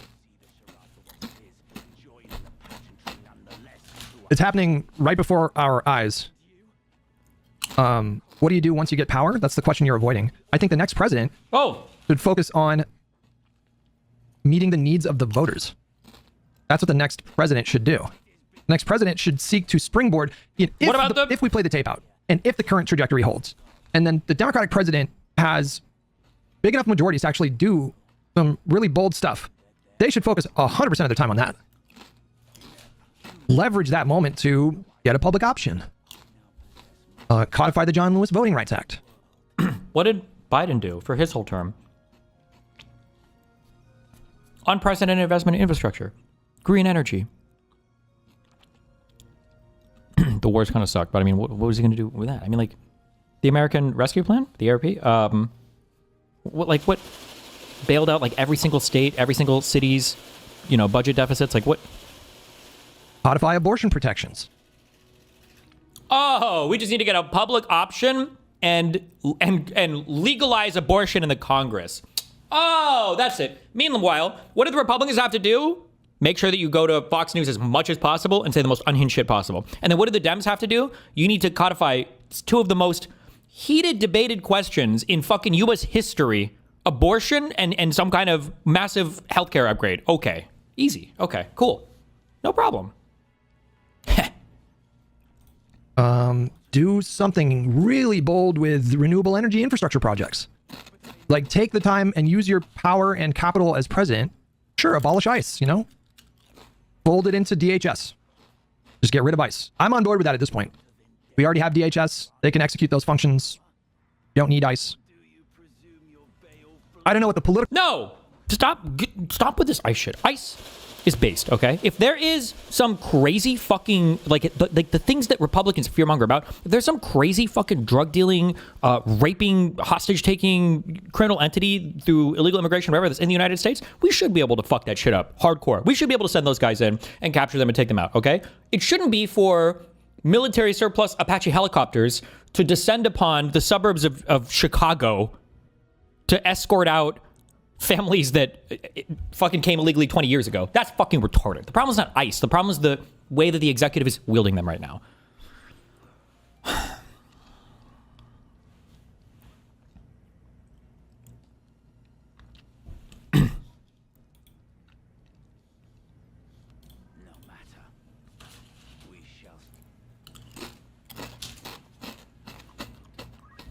Sorry. Appetite for getting rid of ICE is, I don't know how that pulls, but I mean, you would have so much capital at that point that you could actually spend it to do. I think those things are going to be way more beneficial for the American voter than the president spearheading Nuremberg 2.0. Personally, I wish Hutch was live reviewing the Connor v. Pisco shit happening right now. Wait, what's happening right now? Are they going at it?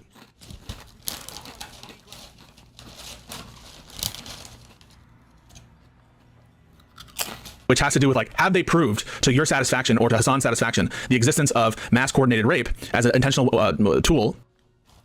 What the fuck did we just walk into? Bad company with $5. You just said voters are not rational, but now we need to focus on voter needs. I don't understand how that's mutually... Wait, hold on. How are these things incompatible? Because you said voters don't... You should focus on voters' needs because that's just good governance. That's the point of government.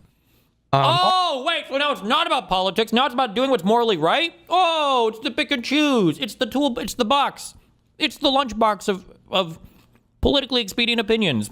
Pick and choose whatever you want to make the best political sandwich for the day. All elite memes with $10. It's not just about MAGA. He's talking about the Republican Party moving this way for over a decade. MAGA may end, but another MAGA may rise if there's no accountability. He wants to scare them out of that. Do you guys really think that you're going to be able to scare MAGA into submission? What? Wait, so nobody... Hold on.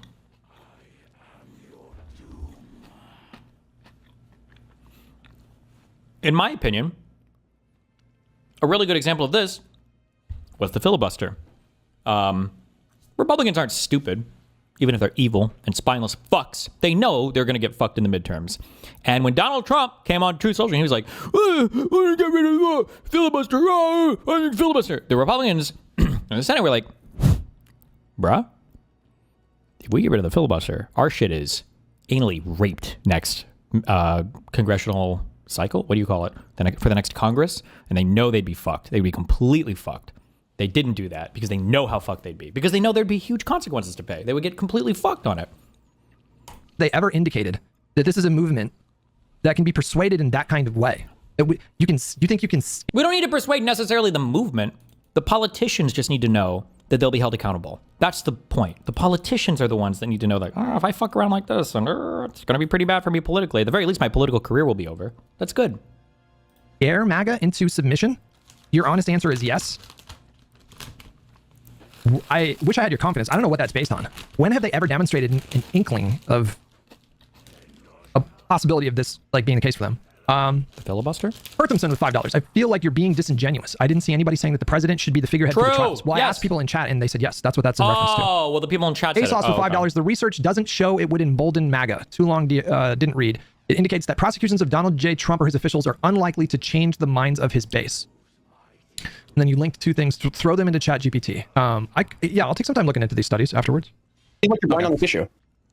Sorry, real quick. They're not going to say shut up Jew. They're going to say shut up Zionist. But then within the same breath or the same paragraph, what is this about? 80 to 90% of Israel, and 98% of Jews in Israel and 80 to 90% of Jews in the diaspora are Zionists. Diaspora. So they're not saying all Jews because they have 20% of the diaspora population and 2% of the Israeli population that are anti-Zionist. So they're not talking about all Jews. They're just talking about 80% of the diaspora population and 98% of the Israeli population. And they'll use that as an invective. Wait, is it diaspora? I thought it was diaspora. Wait, which one is it? It's diaspora, right? I think, okay. Insult.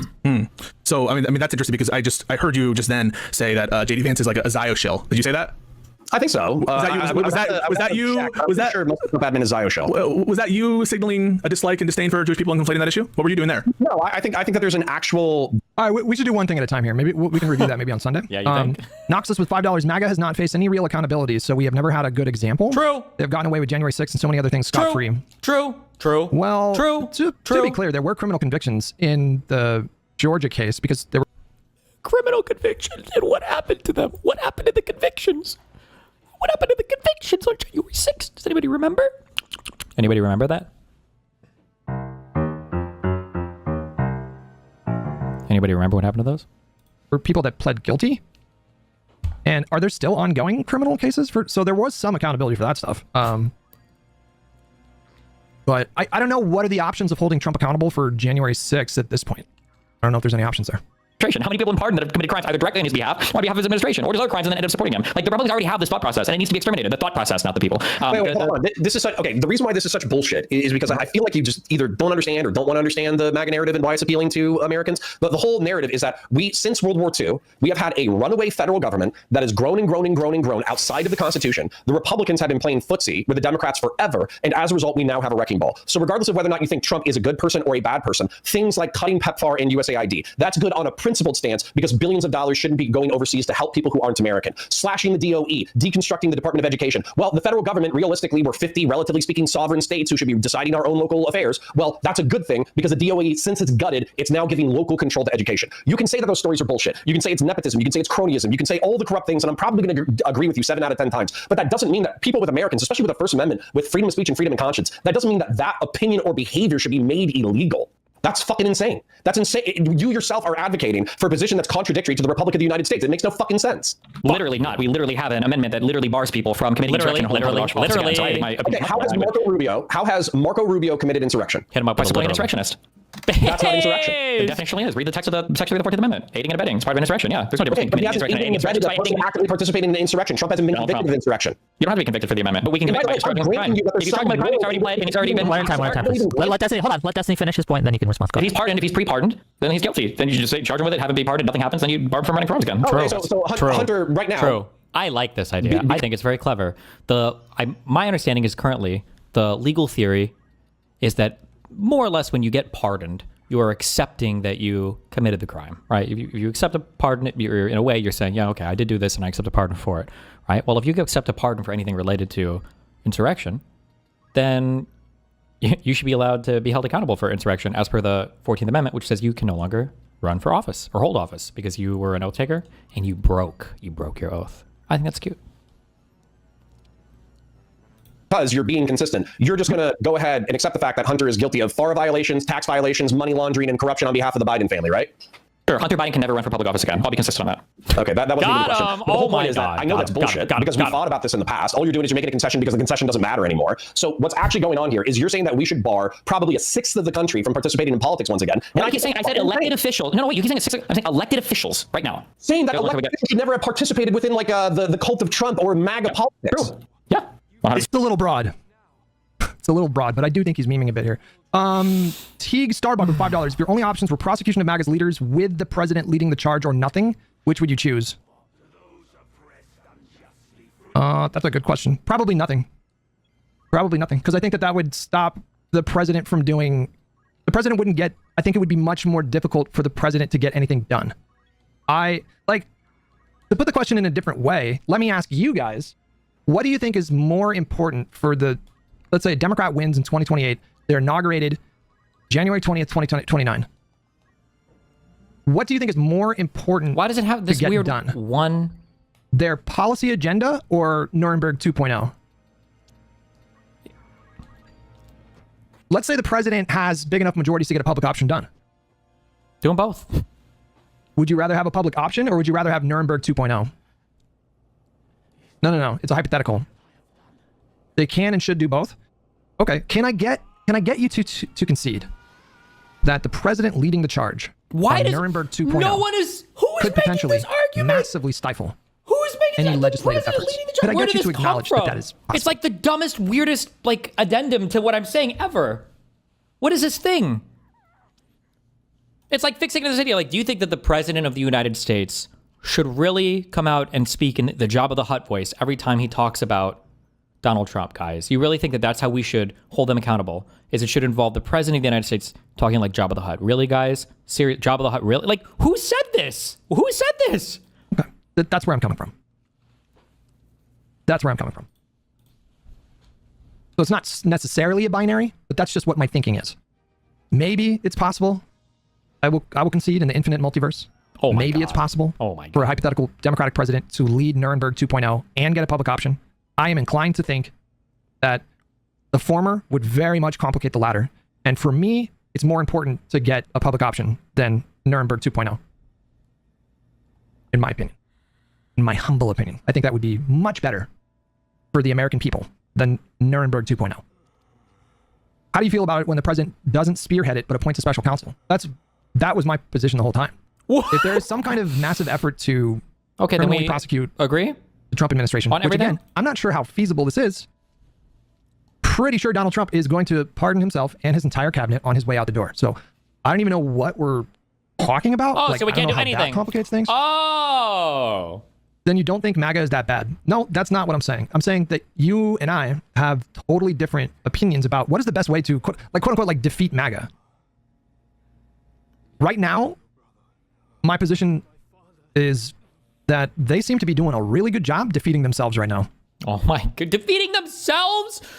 They've been defeated because the Democrats are finally outmaneuvering them. They've been defeated because Newsom stood up and did something that was originally not that popular and won on it, the Prop 50 thing, an aggressive counteract to the Texas shit.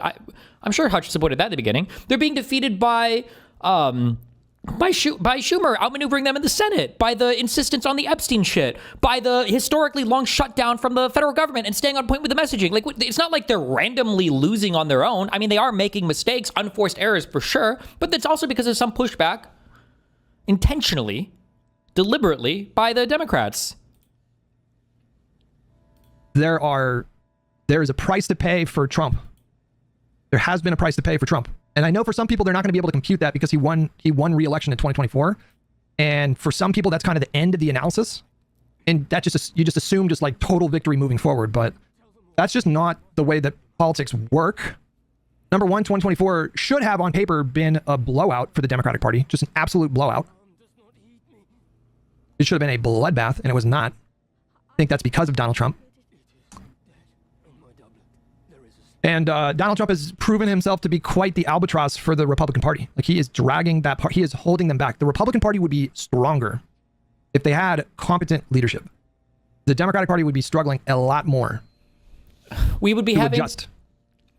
That's good. If the Democratic Party was struggling because there was an opposition Republican Party that was engaged in good governance and was governing the country better than the Democrats could, then fine, let them win the election. I don't care. If Republicans win the election because they're legitimately doing things that are delivering better results for the economy, better results for the world, then the Democrats are fine. Then that's fine. And then okay. That's an okay world to be in, though. That's way different than right now where they won because they're fucking lunatics.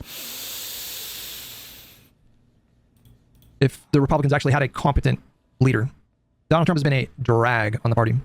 You say that, but we still have 3 more years. That's the consequence of 2024. I accept that Donald Trump is going to be here for the next 3 years. I just don't. I accept that. I do read YouTube Even chat, if nobody goes to prison, I think it's still important to get an official and public accounting of the full breadth of the corruption that took place in that administration. Without truth and reconciliation, Trump 3.0 will be even more likely to come about, and under a different name. Can I just push back on this a little bit, guys? The rhetorical question. I'm already pushing back on it. We did have a detailed, comprehensive accounting. No, just on that was only on January 6th. That was only on J6. And it was way too long. And there were no criminal charges whatsoever that came from that. And the Republicans denied it the entire time. That was a different thing. The J6 commission is not... We need something more, okay? What Trump did on January 6th. The government did that. We had select subcommittee that investigated that event for like several months. There were televised hearings that stretched out for a couple of months. And do you know what, guys? Wait, am I crazy? For a couple of months? I thought this was like 5 days. Wait, how long was all of the J6 committee? I thought it was like a week at most. What, months?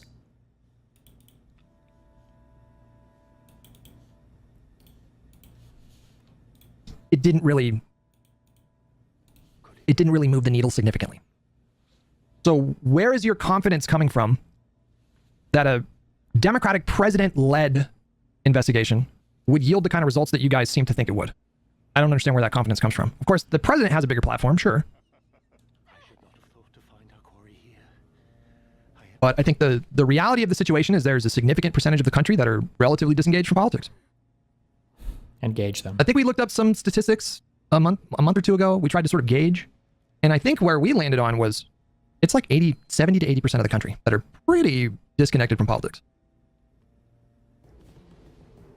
If you could devise a society where everybody was super engaged, then I don't think Donald Trump, his political movement would have succeeded in the first place. But we don't live in that world. We don't live in that country. Hasn't that always been the case for America? I don't know. I really don't know. Maybe. But I don't know. I feel like previous generations, I could be wrong. I'm just making kind of a guess here, but like, you know, during the Cold War, for example, like the Cuban Missile Crisis, you know, I assume that in the context of the Cold War or more some worried, like yeah, World War because there II, are nuclear missiles coming right to our shore. That a way higher percentage of the country were paying attention to politics in that kind of way. But the problem is that there's a lot of people that see politics on their social media feeds, but they're not really meaningfully engaging with politics. You know, they're not really like going out of their way to watch long form content, dry discussions about domestic policy and foreign policy and the political dynamic. And I would assume that a lot less people are doing that than they did in generations previous. The January 6th committee still revealed egregious shit we never would have known about. Do it anyways, even if nobody goes to prison. I don't know why there's so much reluctance. Well, wait, is this the battle with the guy with the armor and shit? What is to stop the Congress from doing that Marquis? again? The Congress can do that. You guys understand that, right? Like, I assume the next Democratic-led Congress will, in fact, do that. If the Democrats take back the House, I guarantee you, they are going to establish subcommittees to investigate the current administration.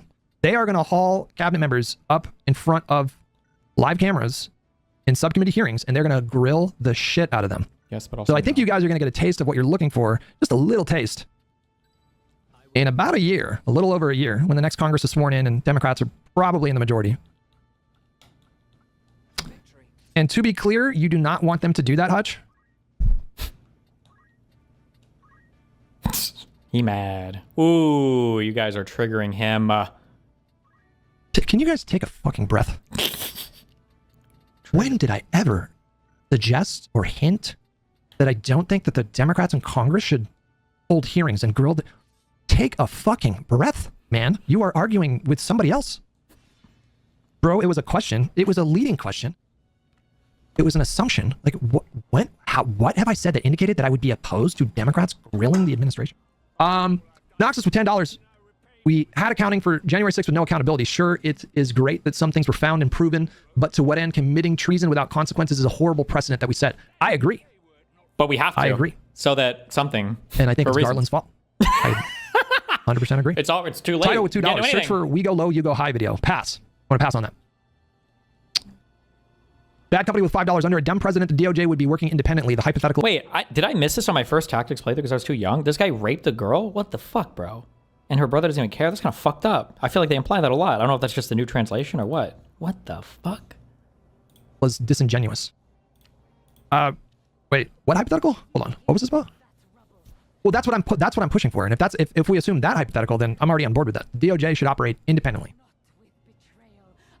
I have no problem with that. DOJ, go nuts. Do your thing. Sergeant Fatboy with 115 months. My goodness. Naughty Pop, you said that there was breaking news. What's going on?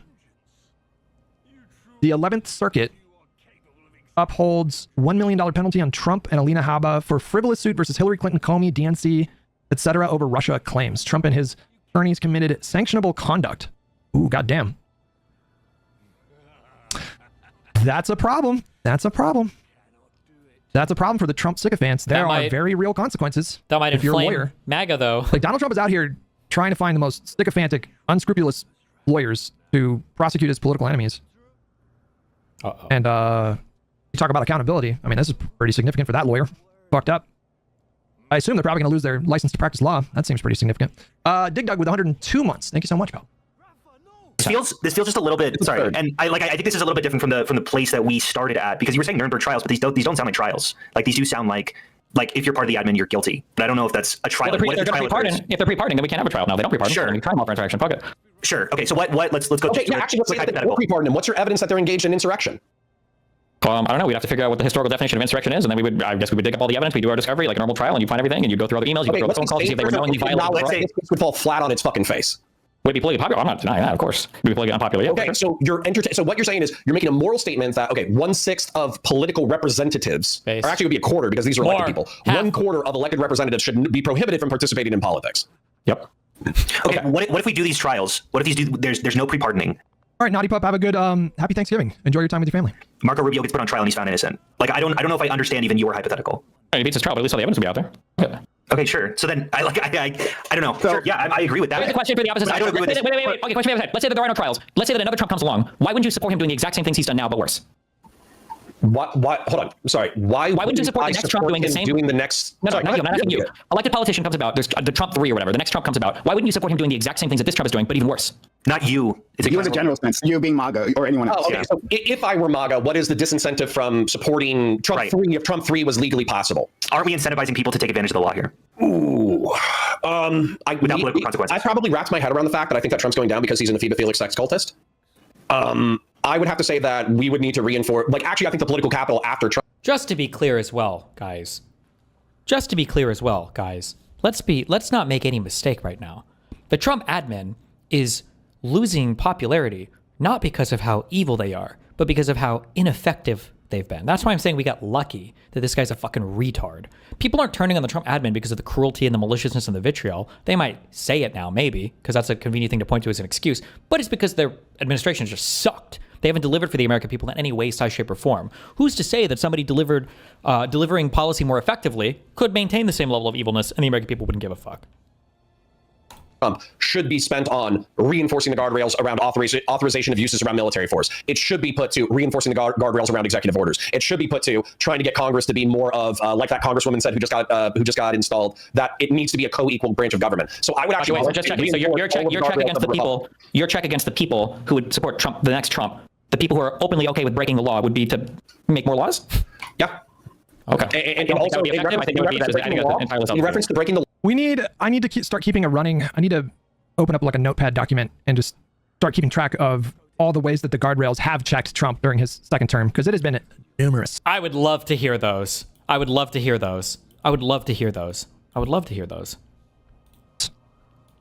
Numerous. We did this after Nixon. We did this after Nixon. After Nixon was, after he resigned and was pardoned, I think the legislative branch passed laws regarding sort of like strengthening guardrails. I know the DOJ implemented or established and implemented new norms to reinforce or establish the DOJ as or the independent nature of DOJ. That was a very. But if you look at the behavior of Nixon, right? They were trying to cover that shit up. They were like, he knew that he fucked up. That's why the whole Black Friday thing was a big fucking deal. It's because he started firing a bunch of people because he thought his ass was grass. He thought he was fucked. That's why I said before, there's a difference. There's a level of fear that people just aren't feeling. They don't understand. When you go to a dinner and your friend and his girlfriend shows up, and you can tell the girlfriend's been like beat. She's got like makeup on covering her, her eye, and it's like, oh, shit's kind of weird here. That's a lot different than you go to dinner with a friend and his girlfriend, and he just starts beating the shit out of her right at the table and doesn't give a fuck. Right? Nixon, you try to use the makeup, okay? These are people that can be reckoned with because they have a sense of shame and they know what they're doing is wrong because you're trying to hide it. Trump does this shit out in the fucking open. They don't give a fuck. It's a different thing.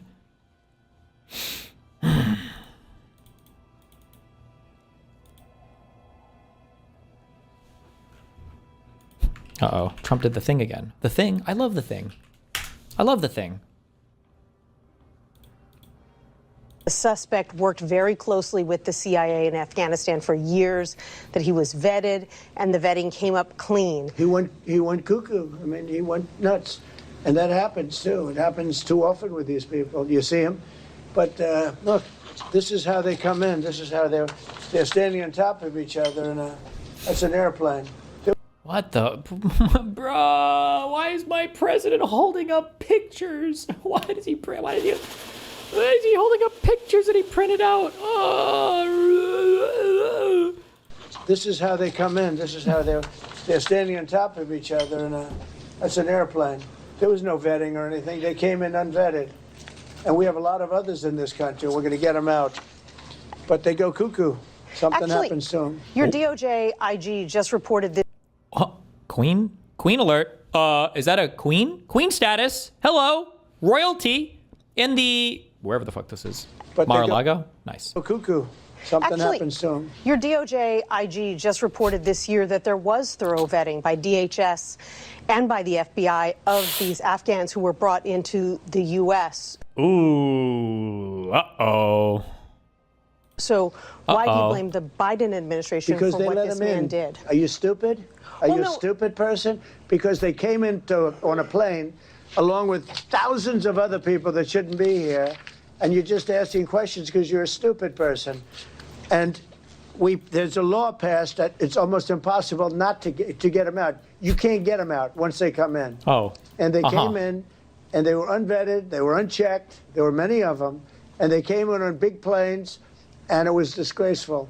And if you look, you'll see there was a law passed. It makes it almost impossible not to let them in, not to certify them. Like, the audacity, right? The audacity for this silver spoon spoiled fuck to say that to a journalist. Because she's asking him a question to prove that he lied, by the way. He just fucking lied. They're trying to blame everything on Biden. They'll do whatever they can to blame anything on anybody else because there's no accountability, right? Oh, you asked me a hard question? Are you stupid? Meanwhile, should we really go after MAGA after? Because I mean, like, aren't they going to be like, are we kind of proving their point that we're the bad guys if we try to hold them accountable for the bad things that they've actually done and for the laws that they've actually broken? Like, wouldn't that be like a bad? Meanwhile, on the other side, who do you work with? So to speak. 9 months, by the way. How many months are we into this administration? 10 months, by the way. Not even 1 year in. Once they come in, and they came in, and they shouldn't have come in, and frankly, the whole thing was a mess. The whole Afghanistan situation was a mess. It should have never taken place. Oh, who negotiated that? Why was it so fucked up? Why was that pullout so fucking horrible? Who fucked that whole negotiation up and didn't even include the Afghanistan government at all in that negotiation? I wonder. If we're going to go out, and we would have gone out because I had everybody ready to go, we were going to go out with strength and dignity and precision. Really? That's crazy because I thought you tried to draw down every single military troop, all the military. I think they were going to leave some private contractors in. But you were trying to take the entire military out of Afghanistan before you left. That was the thing that, is it Mark Milley or whatever, ignored that Donald Trump got so fucking triggered about when he was like, take everybody out of Afghanistan before I leave, so that it all turns into a fucking shit show. And now he's trying to act like he was going to stand strong on that issue. Then why didn't you pull him out when you were in office, you coward fuck? Dignity and precision. And we would have left from Bagram, and we would have kept Bagram, by the way, because of its very close relationship to China and where they make their missiles. But are you stupid? She's the stupid one? When you let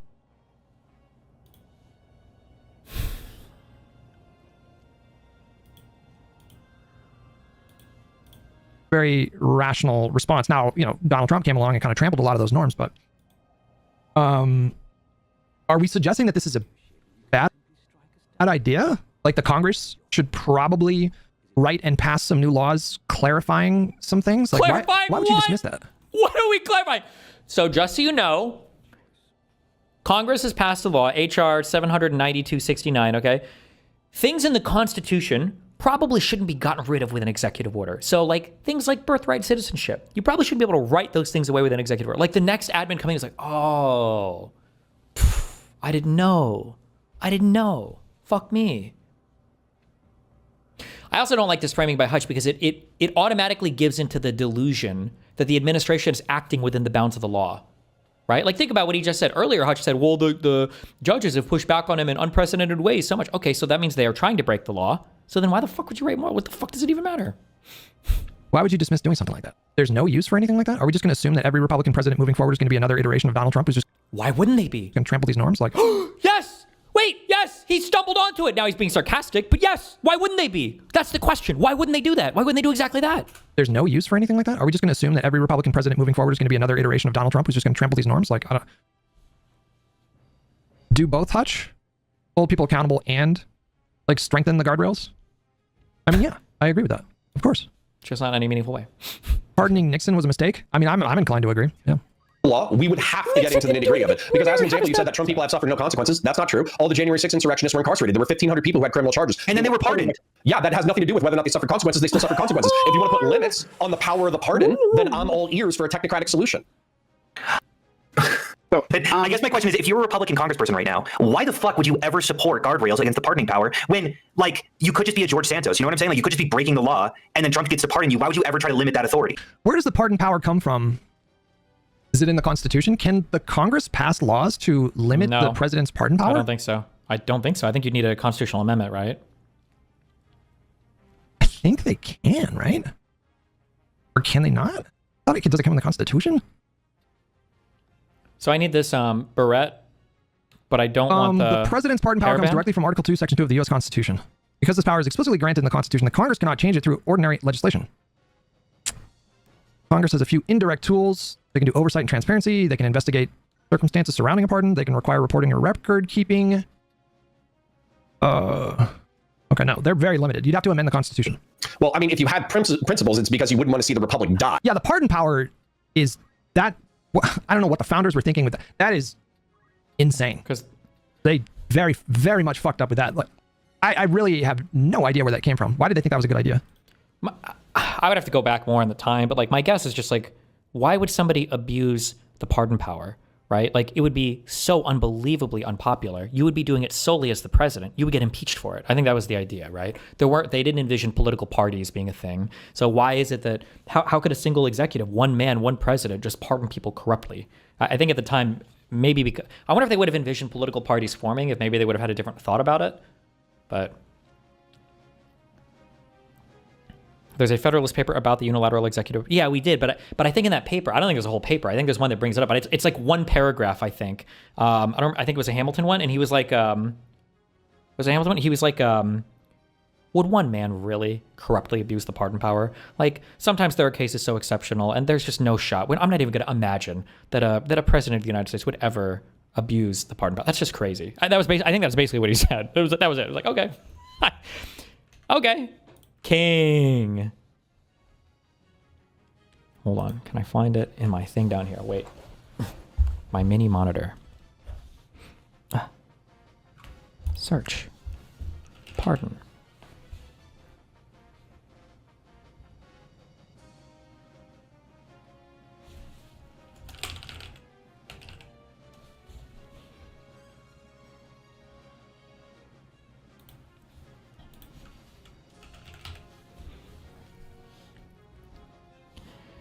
It is by Hamilton.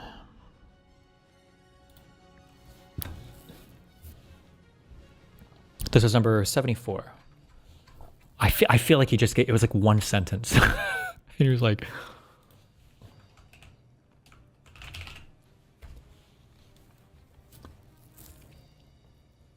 okay, maybe a little more, but He's also to be authorized to grant reprieves and pardons for offenses against the United States, except in case of impeachment.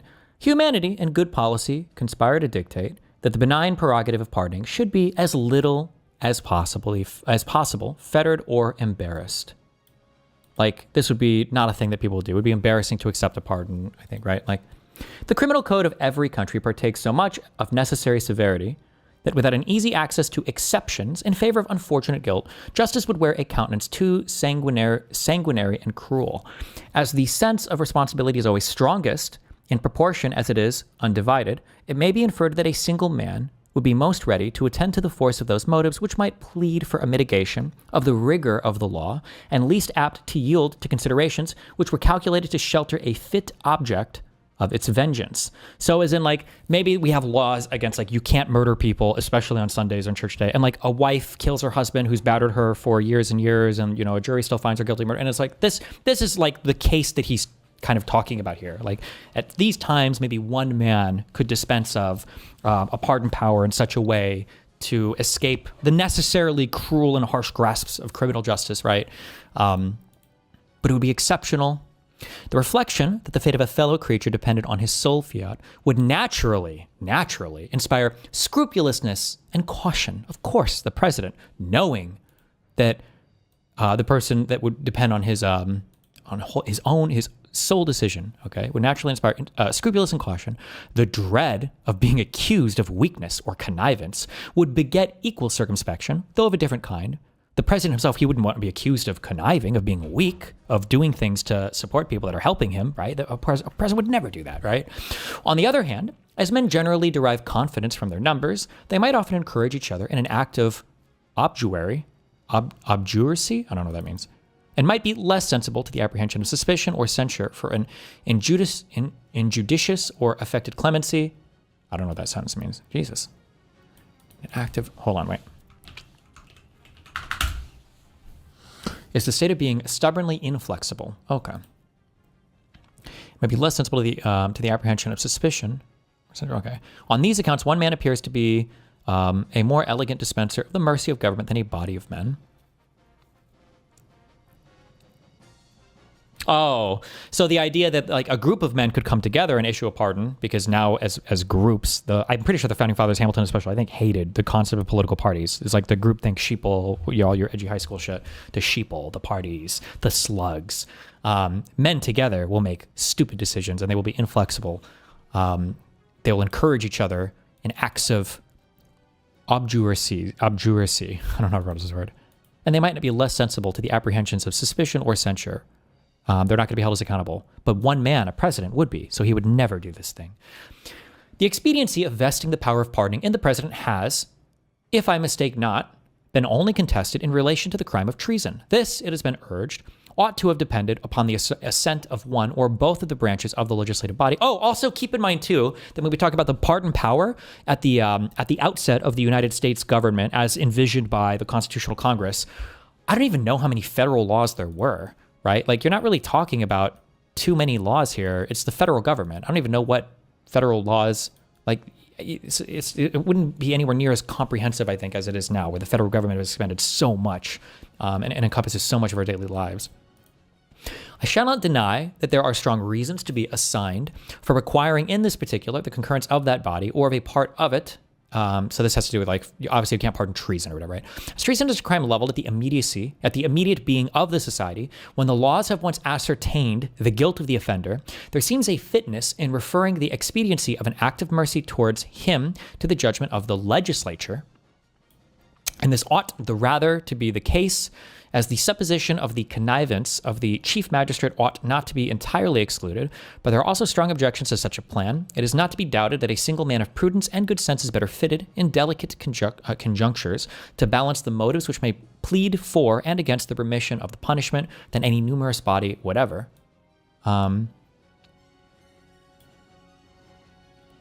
Oh, maybe the president can pardon things, even treason. Actually, I'm sorry. He's arguing now for why even the president could forgive things in terms of treason. deserves particular attention that treason will often be connected with seditions which embrace a large proportion of the community, as lately happened in Massachusetts. In every such case, we might expect to see the representation of the people tainted with the same spirit which had given birth to the offense. And when parties were pretty equally matched, the secret sympathy of the friends and favorers of the condemned person, availing itself to the good nature and weakness of others, might frequently bestow impunity where the terror of an example was necessary.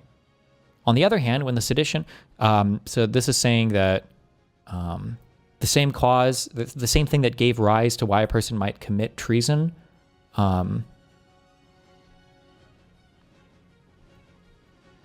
of the condemned person, might cause people to forgive somebody who had, so he's arguing for why a crowd shouldn't be able to do the pardons, because here he's saying, well, maybe the legislature should be able to do it. That's a strong argument. But if somebody had committed treason, then maybe the same reason why people committed treason would make the legislature or some people favorable to that person who committed treason, and so they would always forgive somebody who committed treason. On the other hand, when the sedition had proceeded from causes which had inflamed the resentments of the major party, they might often be found obstinate and inexorable when policy demanded a conduct of forbearance and clemency. But the principal argument for opposing the power of pardoning in this case to the chief magistrate is this: in seasons of insurrection or rebellion, there are often critical moments when a well-timed offer of pardon to the insurgents or rebels may restore the tranquility of the Commonwealth, and which, if suffered to pass unimproved, it may never be possible afterwards to recall. The idea that a president in times of historic civil war tension could offer clemency to the other side to bring down tensions in the nation or whatever. If it should be observed that a discretionary power with a view to such contingencies might be occasionally conferred upon the president, it may be answered in the first place that it is questionable whether, in a limited constitution, that power could be delegated by law, and in the second place, that it would generally be impolitic beforehand to take any step which might hold out the prospect of impunity. A proceeding of this kind, out of the usual course, would be likely to be construed into an argument of timidity or of weakness, and would have a tendency to embolden guilt. Yeah, I don't think he ever really considers, like, maybe a guy will just fucking abuse the fuck out of it, because there are just too many ways that the president theoretically could have been held accountable, and I don't even know federally how many laws there were. It doesn't seem like he really seriously never really seriously deals with it. But I think at that time, maybe, I can understand why. That's my takeaway, but okay. Okay, great. That's a benchmark the Republicans have not been able to clear. Actually, I would say that Thomas Massie and NTG have actually you've got maybe 5 you can point to. I agree with Massie, okay, even though he's a fucking psycho. He's for sure a never Trumper. MTG has, like, the last 2 weeks out of her, I don't know how long she's been in power, 6 years? That seems too high. I don't know. MTG over the last 2 weeks has changed her tone. Okay, great. MTG has not changed her tone. She's just following the political ones. She's become a Trumper. Sure. If she is, it's not because she's offended by the authoritarian moves that Trump has made. It's just because she sees the politics going into the direction anymore, so she's scorned. Sure, you can do the right thing for the wrong reasons, and I don't really give a shit. Now we've moved the argument from, well, but all you pointed to was 4 people from voting to we don't have idealistic candidates that could actually reinforce the guardrails of the republic. These are like totally separate arguments. Well, to be clear, I didn't make that second. I don't know where that second weird argument comes from. Maybe Saxon, but I didn't make that argument. Okay, well, I think that, like, spending political capital on reinforcing our republic would be infinitely better spent than trying to wipe out 25% of elected representatives. I have a question. I find it equally feasible. Yeah, like the fact that Republicans would play ball to put back up guardrails that they have disassembled over the last 10 years. Wait, is this one of those fights where if I beat this guy, they all flee? Did I just fuck this up by hitting him? It seems equally viable than what's not going to help in that effort. What's not going to help in that effort is saying, oh yeah, if we ever do get power, we're coming for that ass. We're going to make sure. Sorry, what's not going to help in that effort? What Trump has been saying over and over and over again? How is that working out for them, you guys? The tit for tat argument for me just falls flat on its face, because I look at the consequences of the Trump presidency. That is not something that I want to see coming from the Democratic Party, because it is not working out for the Republican Party right now. How is it they've gotten so much and you want to go back to the norm? We're still operating under the assumption that Trump, got three picks? He could get 4 or 5. Who's to say that, like, Alito or Thomas won't retire? Donald Trump, the guy who insurrected the government, might get 4 or 5 Supreme Court justice picks. It's working out for them? Like, really? Like, Donald Trump won. He's going to be president for the next 4 years. They got their tax cuts. They got the one big beautiful bill. They got that stuff. USAID's gone. Department of Education's gone. What are the next 3 years going to look like? It's not pretty. So far, it's not been pretty. There is an end date to Donald Trump's presidency. But the Republicans advanced their agenda. The economy and Epstein and ICE. These are all decisions that Trump made. Like Trump made the decision to implement a blanket tariff policy, which has caused inflationary pressure on prices, and to reverse the trend that we were on from the last year and a half, 2 years of Biden's presidency, like landing that plane, the soft landing.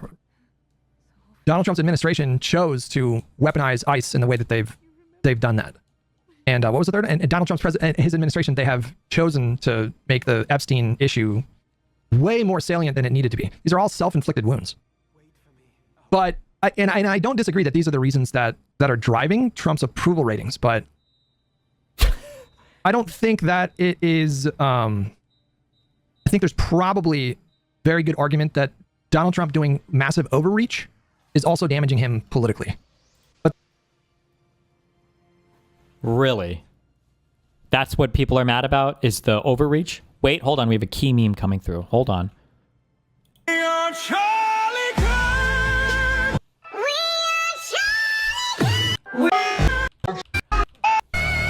I thought this was a 6-7 meme. Never mind.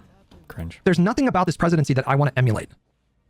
I don't look at the current moment. Like, what would the equivalent of this be for Democrats? This is delusional, Hutch? Okay, well, let's just imagine that this was a Democrat. How would you guys evaluate? Oh, imagine it was a Democrat. Tomorrow, I wrote an executive order banning fucking, what were the people called? Pharmacy benefits managers, and now we have a public option. I wrote an executive order making the government a potential insurer for all the American people. Could he have done, instead of Doge, we get the fucking Department of Governmental Healthcare. We get DOF. I don't know. There's a billion fucking things that theoretically you could just fucking do amnesty with the stroke of a fucking pen. Why not? I don't know. There's a billion things that we could envision in a better, in a more positive direction. Not that I would necessarily approve of doing these things in an illegal manner, but the Democrat, if they were in office right now, let's say Kamala Harris won. And Kamala Harris got one reconciliation bill done in like June of her first year. And she was just going banana buck wild. Load my autosave. Buck wild. Weaponizing DOJ, personally inserting herself and asserting herself as the figurehead of the criminal investigatory. Wait, I need to know where he got this from. This has to be a troll. I'm getting trolled. I think that what Hutch does, I think before he streams, he's like, I'm going to pick one thing that I'm going to harp on that's just going to be like a, fuck me. That's going to be like a super troll point. And the super troll point is going to be this weird mythology that Destiny or anybody's asking for the president to head up some investigatory body and be the front-facing thing of all. Who said this? I don't know where he got this idea from. I don't know why he keeps bringing it up over and over again. They got their tax cuts. They got the one big beautiful bill. They got that stuff. Fuck, what time? What are the next 3 years going to look like? Was that 312? What was the third? And Donald Trump's president, his administration, the equivalent of this be for Democrats? No real legislative prospects. Like there was really nothing else on the agenda legislatively. Let's say the Democratic Party was headed towards a bloodbath in 2026. Would we look at that Democratic administration and evaluate them as being in a good place? I think not. But the fact that it's Trump, I think, I don't know anybody who can make the argument right now that Trump and Trumpism and MAGA are in a healthy political condition right now. They are dying right now. Literally dying right now. These are the death rattles of MAGA. We're all witnessing it right now. But what comes next? So, like Biden's midterms? I don't know what you remember from Biden's midterms. What are you talking about? That was not a bloodbath. What are you talking about? What comes next? You know who Trump is? You know what they let this guy do? Imagine I've got a workforce and I'm in the wokest parts of California. You know what I realized? My DEI program was crazy and I hired way too many minorities and I need to get rid of like 50% of the minorities in this company because they're fucking us up and there's no way I can do it. Okay? Well, current CEO is on the way out anyway because our earnings have been fucked anyway. So fire the CEO, bring in a new temp CEO, and have them do all the unpopular shit. They come in, clean up the company, do the unpopular shit, and then they get fucking bounced, okay, because of how unpopular they are. Then we bring in another guy. It's a fall guy CEO, right? Arguably, Ellen Powell played this role with Reddit. There have been arguably fall guy CEOs in the past. Like, this is what Trump is. He's a fall guy CEO for the Republican Party, right? Oh, well, Trump's going to be on his way out. Oh, okay. That's good at least. Now Trump is gone. What remains? Roe v. Wade and Casey. These were 60-year-old watershed cases. Roe is gone. Casey's gone. The Supreme Court, in a way, granted itself a lot more power to decide for statutory interpretation, deciding how laws are passed from Congress, right? With the whole the Chevron doctrine is gone, right? Which it gives more power to the Supreme Court for interpreting laws. We got what else? that's just gone. Oh, the Department of Education is gone. That's probably not coming back. Maybe. USAID is probably gone. I don't know if that's coming back. Or rather, every single time we talk about bringing these back, it's going to be a fucking fight. You're going to have to fucking fight over, oh, you want to bring back USAID? Well, you're going to have to make some big concessions to us. Are we really going to concede shit to bring back USAID? Is that really going to happen? No. Which one of this one, right? Oh my God, perfect. Okay. If I injure either of the women completely, do they teleport away or does it also end the battle? There's a couple weird battles on this game where if you take out anyone, they all leave. Yeah, the IRS got fucked, medical research got fucked. And to bring back any of that, all of it is going to be a fight. All of it is going to be a fight. That was a historically good midterm performance for... Like, Hutch seems to... He doesn't really believe this either. People just need to remind him. He's acting like when you get a new government, that everything resets, that we go back to where we were before. Also, you know what? How about we could even make an international argument? Because here's what I'm thinking. What do you tell, I'm leaning into the domestic abuse thing. Like, what do you tell a woman who says, my husband last night beat the shit out of me, but I think it's because I was kind of grumpy and he doesn't normally do this, right? Well, what do you tell the woman? You're like, well, who the fuck knows when he's going to be mad again? So you're just going to accept that he beats the shit out of you? Everything's upset? If you're the rest of the world, how fucking scared are you of anything happening bad in America? Because it's like, well, that's the United Schizophrenic States of America, and if they have any fucking problems, or think they have any problems at all, they're electing another schizo leader who's going to fucking destroy the world order. Well, fuck us, right? Imagine America elects a new leader, and you're another country looking at America, and you're like, oh, okay, so you're going to 180 again? And then America says, all those people that just came before are getting federally fucked as hard as possible because we're never going down that path again. There's going to be a huge disincentive to ever go down that path again. I think you would like to see that. If you're another country in the planet, it's like, okay, well, America is trying to clean its shit up at least. But for America to elect Democratic leadership and then just to move on like nothing ever happened, why would you ever trust that fucking country again? Why would you ever trust this country again, knowing that the next time something bad happens, oh, well, time for America to throw a fucking 4 to 8 year fit now. An incumbent party. You'd have to go back to like George W. Bush in 2002 after September 11th and JFK, you know, the Democratic Party midterms after the Cuban Missile Crisis, where they did like pretty well by historical standards. Why do you see holding a MAGA accountable as becoming some kind of crazy action? The crazy thing is to not do is to do. All right, guys. True. I need to put a piece of text on the screen just to clarify my position once again. Okay, but if nobody's understanding over and over and over again, don't hold MAGA accountable. That's what it feels like. If everybody thinks that so much for over and 11 over and over again. Tewi Lorg with $10. Are we saying that they are successful because their agenda isn't popular? Sorry, what? Thank you for the $10, but what are you asking me? Are we saying they are successful because their agenda isn't You mean unsuccessful? I'm saying like success or like Trump's personal success in terms of what he promised when he was running, his goals that he had in mind. I'm sure they're reasonably in line with what he wanted to see happen. The question is, how is that landing for the country? How is the country responding to him being successful on his agenda? He did send ICE into neighborhoods to terrorize people. He did do like increased levels of deportations for people with no criminal records. He did do the tariffs. He did do the one big beautiful bill. Great. Okay. How's the country responding to that? Well, they got it. They are not responding well. They got at all. They got it. They are not happy with this administration. Like, imagine like raping someone. It's like, well, they're not happy. And it's like, okay, well, I got my nut. that's what's happening. They got their nut off in us. Okay. We're cummed in. And he's like, well, at least they know we're upset. This is like the whole mantra of like, well, it's better to ask for forgiveness than for permission. No, that's not how it's supposed to go. Being voted out is not a consequence. People still support this crazy shit and want to see him go harder. Being voted out is obviously a political consequence. That's a pretty significant political consequence. His base all loves him for everything except for the tariffs. True. Who cares? That's his base. Of course they love him. How do you think you're going to change his base? Why can't you at all? There's nothing. So they're always going to be supporting insurrectionists. I don't know if that should be a goal. Okay. I don't know if you can fix those people. Okay. Oh, they're unfixable. The goal should just be to win more elections, right? No, it's not whataboutism. It's this happened. Okay, you're saying that you'll never win an election doing this. Didn't Trump win 2 elections? Have you asked him 3 elections doing this? Wasn't his chance in the first election lock her up? Ran a senile 90-year-old person with his brain leaking out of his fucking ears who couldn't do a debate. That ran against him in 2016 when he was saying lock her up, we're coming for lock her up. Wait.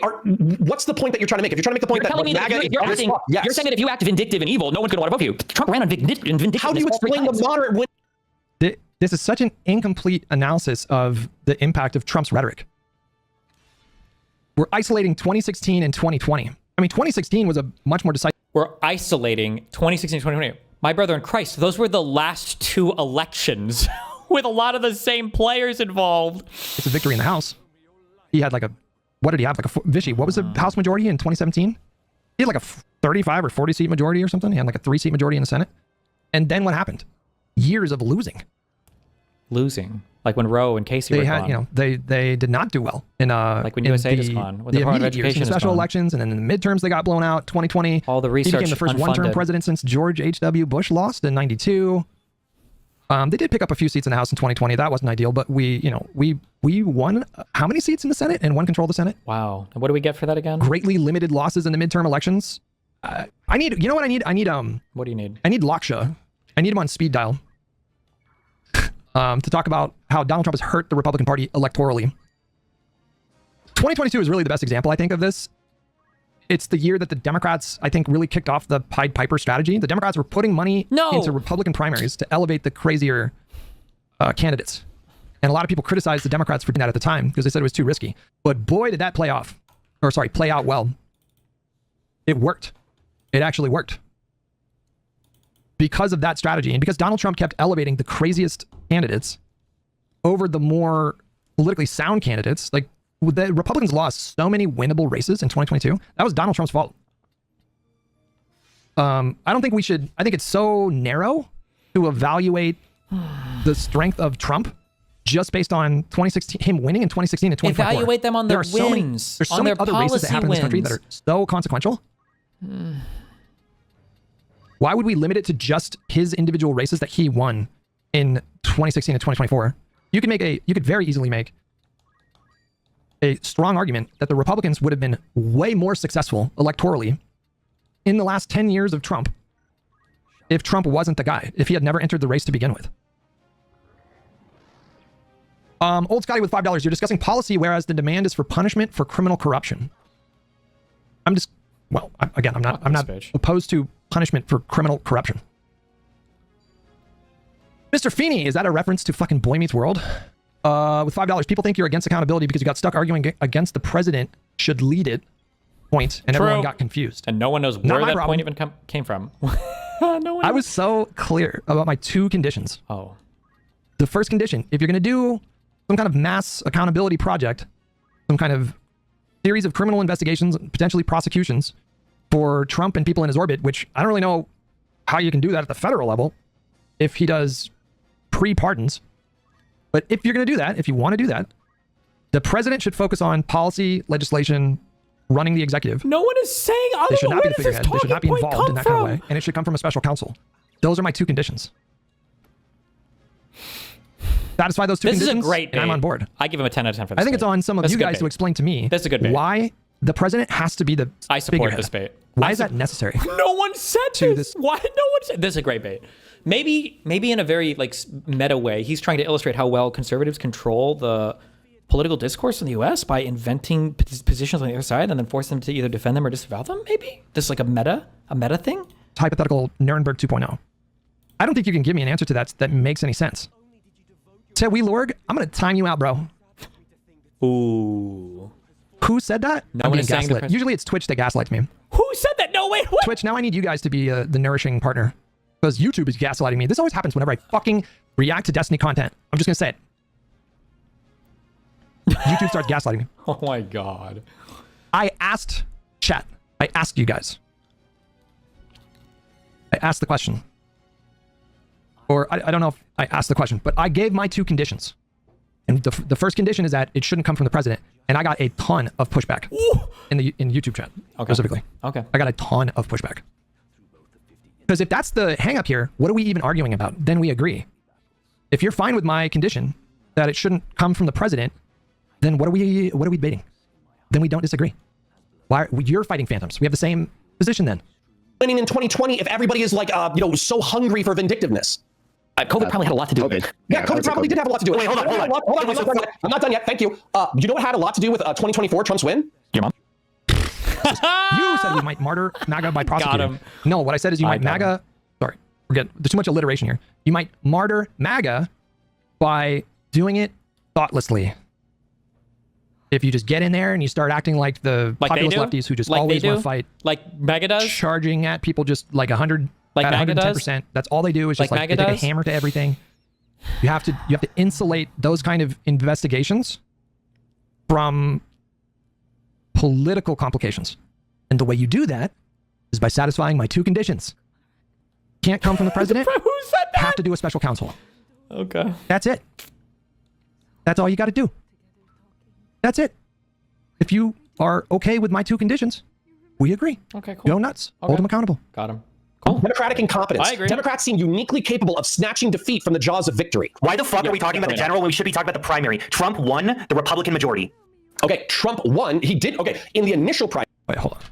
You know what had a lot to do with 2024, Trump's win? Your mom? Democratic incompetence. Democrats seem uniquely capable of snatching defeat from the jaws of victory. Why the fuck are we talking about the general when we should be talking about the primary? What does that even mean? In 2024, how is it a foregone conclusion that the Democrats would win? What? At what point were we like, 2024? 100% easy. When was that ever the case? Trump won the Republican majority. Okay, Trump won. He did. Okay, in the initial primary, 16-1. Okay, like the original primary. In the original, I was saying in primary, 2020. he won a plurality because all the moderates would fucking drop out. No, Trump was the most popular candidate to emerge from the primary. No, he said by plurality, but is that even true? No, I thought Trump had a fucking majority. I thought he won an outright majority in 2016. Did he not? Probably. Did Trump win a majority? Even if he didn't, it doesn't matter. Even if they would have dropped out, wouldn't matter. Of Republican primary votes in 2016. I thought it was a outright majority, like a bare majority. I thought he like dominated, didn't he? Oh no, it was a plurality. Oh, it was close to a majority. In 2016, he won 44.9% of primary votes. But if the moderates had all dropped out, Trump would have won that regardless. He had such a commanding lead. Some of those voters would have gone to Trump, and yeah. Montero with $5. Hey, Hutch, did you see BBC is being accused of doctoring Trump's January 6th speech and saying he didn't incite? I did see that, yeah. And I think he's talking about suing BBC. I don't know if he did it yet. End of the cycle, but I guarantee you that there was, like, probably 80% of the way through, 90% of the way through, he was still sitting at 30. ASOS, Trump received about 45% of total Republican primary vote nationwide, the largest raw vote total in GOP primary history. Jesus. 7 or 39%. And there's no guarantee that Cruz or Rubio drop out. Fast forward to the part where Rick has random people join the panel. Kafka explains how this could be done legally and constitutionally. I do want to kind of see where this, maybe we can break up this reaction a little bit today, a little bit on Sunday or Friday. If the Republicans, but I do, they're kind of getting to the meat and potatoes of the conversation here. I'm going to try not to get stun locked and listen to this for a little bit. Did to Donald Trump what the Democrats did to Bernie Sanders, we wouldn't have this problem. But at the same time, they didn't, and we can't cry. Wait, hold on. No, I think Trump was way more popular with Republican voters than Bernie was with Democratic voters. Hold on, you're making your argument for us because all you're pointing to is that you don't actually need broad political support in order to push a candidate through. But I have no idea what that has to do with anything I've said. You ought him. I think you're being sarcastic. I feel like Okay, I want to give it. Hold on. I have a question I want to give to Prime. My question though is, if Saxiums and Destiny, you both acknowledge that this would be politically unviable, like there would be no political will for this. This would be very unpopular. It just wouldn't be an electoral winner. Why would you think that advocating for this publicly would make it more likely that you are going to win in the future if you've already acknowledged that this is politically? Did Destiny explode yet? Not yet. I don't ever explode. I don't know when that happens, but I never explode. Cancerous of a position. Why the hell would you ever take this position publicly? Because you got to fight for the thing. Wait, has it been 3.5 hours? He's got an hour of the way through this? King. Things that you believe in to move the public in that direction. Oh, true. We did have the keys in 2024. We had the keys. Not the keys. The keys. Like our fucking God Emperor Gavin Newsom did with Prop 50. What a king. Hell fucking yeah. See, what drove Prop 50 was Texas. Seriously, but not literally. And Republicans. But anyway, go ahead. What was the response to Republican? Yes, it was. Yes, exactly. It was a response to Republican overreach, right? And so when the Republicans point to saying, Democrats, public Democratic influencers want to bar all of their opposing all Republicans from office, right? They're going to use that to justify people doing some pretty crazy shit on their side. And like gerrymandering in Texas? What they use to justify that? What, like the president of the United States coming out and saying some congressman should be executed? Or that crazy shit? Do you think it's gonna? Do you think it can't get worse? Yeah, but it I don't know how often. But I mean, like, hold on, it can That's a great question. always get worse. That's the reason why you take dramatic corrective. That's a great question. It's a great question. You're talking about being held hostage by half the country. That's your guys. What are we gonna do? Well, hold on. It can always get worse. That's your position, that you're held hostage by your entire opposing party in a two-party system? Action right now. Okay, right now, if we're not able to impeach Donald Trump based off of what he's saying right now, what makes you think? Like, okay, so you made the point that you're arguing to move people more in your direction, okay? What I'm saying is not only are you wasting your political capital now, and you're probably making discourse worse now, but the jumping over the bar would be trying to impeach Donald Trump now, and we're nowhere fucking near that. You know what I think gets lost in these discussions, and it's come up in the past? Uh-oh. Oh, no. What? The framing gets to be that... So like when Wick just asked a moment ago, do you not think that it can get worse? I think that the framing is a big problem in these conversations. Reframe us, Hutch. As we talk about like political considerations, is this politically viable? We have hypothetical discussions about you can make a martyr out of Trump. And Destiny seems to always come back with, well, like look at where Trump is already. He's like, calling for people to be executed. And like, hold on, let me figure out how to say what I want to say. Yeah, careful.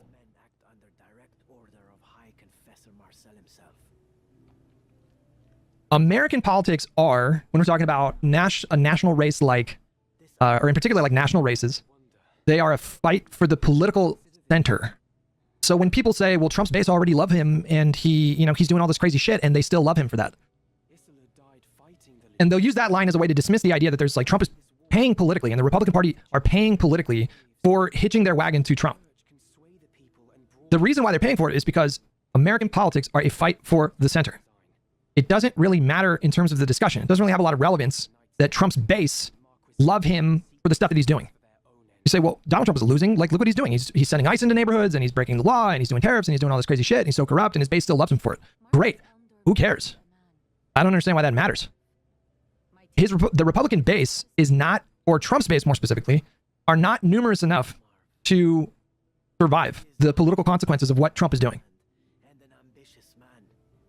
The more kind of malleable center, I don't know what the exact number is. Like, imagine, oh God, I wish I could communicate to a video, but I know I'm too divisive to speak with. Here's the question, right? What did it take to get to this point? What did Trump have to do to lose his popular support? Well, all he really had to do was lawlessly declare that we were being invaded by another country so that he could deport people without due process to a country whom he's paid money to open concentration camps for some of the illegals that we're deporting. He's had to, with the stroke of a pen, try to rewrite parts of the Constitution, like things like birthright citizenship. He has had to implement a global tariff scheme of which 10% would have been unprecedented and unheard of and unthinkable, but he's expended way beyond what even the craziest position was. He has engaged in conspiracy after conspiracy after conspiracy, whether we're talking about the Epstein file shit that happened, whether we're talking about the Signalgate leaks that happened multiple times, whether we're talking about the numerous botched investigations, Kash Patel coming out and making crazy statements, he's to walk back, minutes later. He completely and utterly failed on his two promises to end the big wars, Ukraine and Israel. He waited until Israel was basically done. He's no closer to ending Ukraine-Russia. And then prices have continued to go up. The budget never came down. Our imports and exports markets are both damaged. Affordability is getting worse. Inflation is still increasing at a higher rate than it should have been, despite the stagnation in the economy.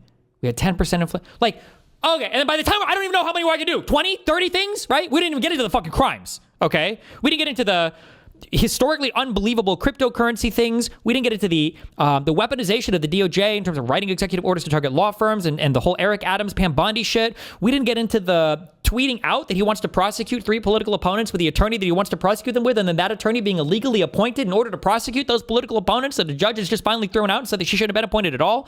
We haven't got, like, there's so many things, right? And then Hutch is like, yeah, we just needed that to happen, and see, now we're winning again. What the fuck?